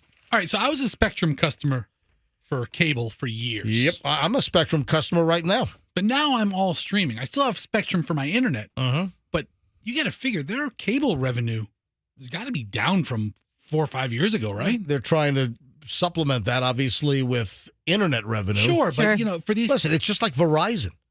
Verizon, they dumped the internet because they just wanted to focus on cell service. Different companies are looking at different business models and different ways to adapt. And here locally, we had Verizon. They dumped all the home service. They dumped Fios. So the home service and Fios internet, that was sold off to Frontier. And my internet's been pretty much, I haven't really noticed a difference. I think my Fios internet service has been, rock solid, even with Frontier taking over, it's been fine. But these big cable companies taking a financial hit with their services, and then the networks wanting more money from them. The Disney-owned channels affected by the Spectrum blackout, ESPN, ESPN2, ESPN Deportes, ESPNU, ESPN News, ESPN Woodworking, ESPN Cooking Channel, ESPN Amputation Channel. That's a good channel. Yeah, that's one of my faves. Yeah. SEC Network, ACC Network, the Longhorn Steakhouse Network. I love that. They're so good. FX. People don't realize this. FX Movie Channel, FXX, FX Triple X. FXX. That's a good one. Like they only show Simpsons episodes. Freeform, National Geographic, Nat Geo Wild, Nat Geo Mundo, Disney Channel, Disney Junior, Disney XD, Baby TV, Baby Vomit TV, Baby Diarrhea TV, Baby Puke in the Face TV. So 19 total Disney-owned networks are off of Spectrum right now while they're arguing over carriage costs. I'm not talking about baby carriages, the ability for Spectrum to carry, which is called carriage, of the Disney product. So, listen, who knows? Get it figured out, guys. Well, who knows how long this is going to remain in dispute. Hey, it's simple. Disney wants Spectrum to pay more per house, per subscriber. That's what they wanted to do. So now we're in this pissing match. We're in this standoff. So next week kicks off NFL football. And this is orchestrated to happen at a specific time. Yeah. They meant to cut the power at 8 o'clock on Thursday night. Right before the Gators game. But that's more regional. But, as far as, but I don't know. It was a nationally carried game. Yeah, but what I'm saying is, but there's more really regional interest in that kind of game. Yes, Andrew. Well, it wasn't the Gators. The Utes are a top-ranked team, or number 14. Who are the Utes? The Utah team. I legit thought they were the Mighty Mormons. No, that's Brigham. That's Brigham Young. Oh. I think I don't know what the hell I'm talking about. I don't know either. I was wondering if that. I'm like, you're making no reaction. Him calling them the Mormons. I'm like, is that their real name? Well, there's the Fighting Irish and the Mighty Mormons. It was like the Rose Bowl back in like 1927. All right, before we get out of here, did you see the update on that lunatic that was injecting the chemical drugs under the family's door in the apartment complex? His last name's like Lee. Right? Yeah. I hope he's in a lot of trouble. Well, yeah, but there's more on this moron. I mean, this is just nuts. Now they found out that the dude that was injecting the drug chemicals under the family's door with a syringe, that he had some Bill Gates quote like written on the wall in his house. Okay. All right. So this is nuts. Zhu Ming Li. Zhu Ming Li is the guy's name, and he was, was a chemistry student who has been charged with felonious injecting of like drugs, chemical poison under this family's front door, had this long quote. I mean, like something like maniacal. There was this long quote from, did I say Bill Gates? You said Bill Gates quote. I'm sorry, Steve Jobs. Oh. Yes, same thing. So I mean, a little different. All right, but there was this lengthy quote from Steve Jobs that was written on this guy's wall. So when police investigated his apartment, which is now up for rent, by the way, but this Zhu Ming Li is facing a whole pile of felonies for injecting the chemical drug poison underneath Umar Abdullah's family residence with this opioid mix of toxicity, sickened the family. You know, the baby's hair was falling out. Their little baby, and they're like looking up on Google, what does it mean? And essentially, baby's hair does not fall out. No. In clumps. That sickens me. Oh, it's awful. Sickens you. They were sickened with this wacko, spraying drugs under their door. Terrifying. Yeah, a picture of the apartment listing being listed for $2,050 a month to rent it shows an orange wall covered in words from Steve Jobs, not Bill Gates, Steve Jobs. And some of the words are, don't let the noise of others' opinions drown out your own inner voice. It's a 6-line quote. And most important, have the courage to follow your heart and intuition. What? With a syringe to the upstairs neighbor and inject opioid chemical drugs under their door with a syringe under the rubber threshold? Or weather stripping, whatever the hell that is? Nuts. Listen, the family still has effects. You know, their infant daughter had bouts of illness and clumps of hair falling out. That's awful. You know, probably crawling on the floor and getting into the chemical drugs on the floor, maybe putting hands in the mouth and everything. What's the penalty for this? That's what I haven't seen. Can this guy get 20 years, 30 years? Yeah, that is attempted murder. Is it attempted murder? No, he wasn't charged with that. Why not? Yeah, I mean, he's trying to. He's poisoning these people. So he was caught because the family was getting sick, and he was ultimately caught because the Abdullah family, they put a hidden camera outside. Yeah, in a flower pot. And they caught him like on a little hidden ring type deal. And he was squirting via syringe methadone, hydrocodone, liquid opioids under their door. And he was getting this stuff from like the chemistry lab at USF, where he was tossed out as a student. And what, it would just creep throughout the house? Yeah, but apparently, and the whole thing started because he claimed that they were making too much noise upstairs. Harsh. That's how the whole thing started. The family, Abdullah's, they're saying they're getting out of this. They want to move to a townhouse. They want to get out of like an apartment complex situation. But yeah, they want to. Who would do something like this? What creeps? You know, I mean, they were friends. Apparently, Abdullah even lent the Wi-Fi password to this Zhu Ming Li downstairs while he was waiting for his internet installation. You know, and this all started once the baby was born. He was complaining about the door slamming. Which they claimed that like they heard furniture dragging across the floor, and the family's like, no, that's not the case at all. Yeah, they said we weren't doing this. He said, so he would send text messages. Could you please walk slower? Don't move furnitures after 11 p.m. I love rearranging the house after 11. The big sound always wakes us up. So this story is just bizarre. And then to take drug opioid chemical compounds and squirt them under their door. I mean, this is like something out of some horror show. This Lee guy has to have some kind of mental. Oh, he's got a screw loose. Yeah. So I'm not a clinical psychiatrist over here, but I'm guessing my diagnosis is he's got a screw loose. All right, let me shut that off. I mean, that's just some wacky crap. So this story's not quite done yet. So that's just a little bit of a follow-up, especially with that whole Steve Jobs quote on his wall, like scrolled out like red rum, red rum, red rum. Oh, Mrs. Torrance. Anything else before we get out of here? No. Roxanne, anything else? No. Froggy? No. Have a good trip. Anybody doing anything good this weekend? Are you going to the Bahamas to hang with Derek Jeter and Hannah? No, no. You're gonna be It's funny. You're gonna be voice tracking all weekend? Yes, voice tracking all weekend. Derek Jeter's actually coming to West Chase to hang out. So I like to have 3 weekends a month where we're busy traveling, doing fun stuff. Yep. And this is the weekend. I need to have one weekend a month where I do nothing. I have no plans, and I just go with the wind, Oh, whatever wow. happens. So I don't have a lot of plans. She's like the wind. Hey, we never talked about last weekend. Mark Wahlberg. Can we talk about that next week? Yeah, we got caught up in Yeah. we didn't get to really do a Mark Wahlberg recap because the hurricane just took over everything. With Andrew and I there. This Yeah. past week.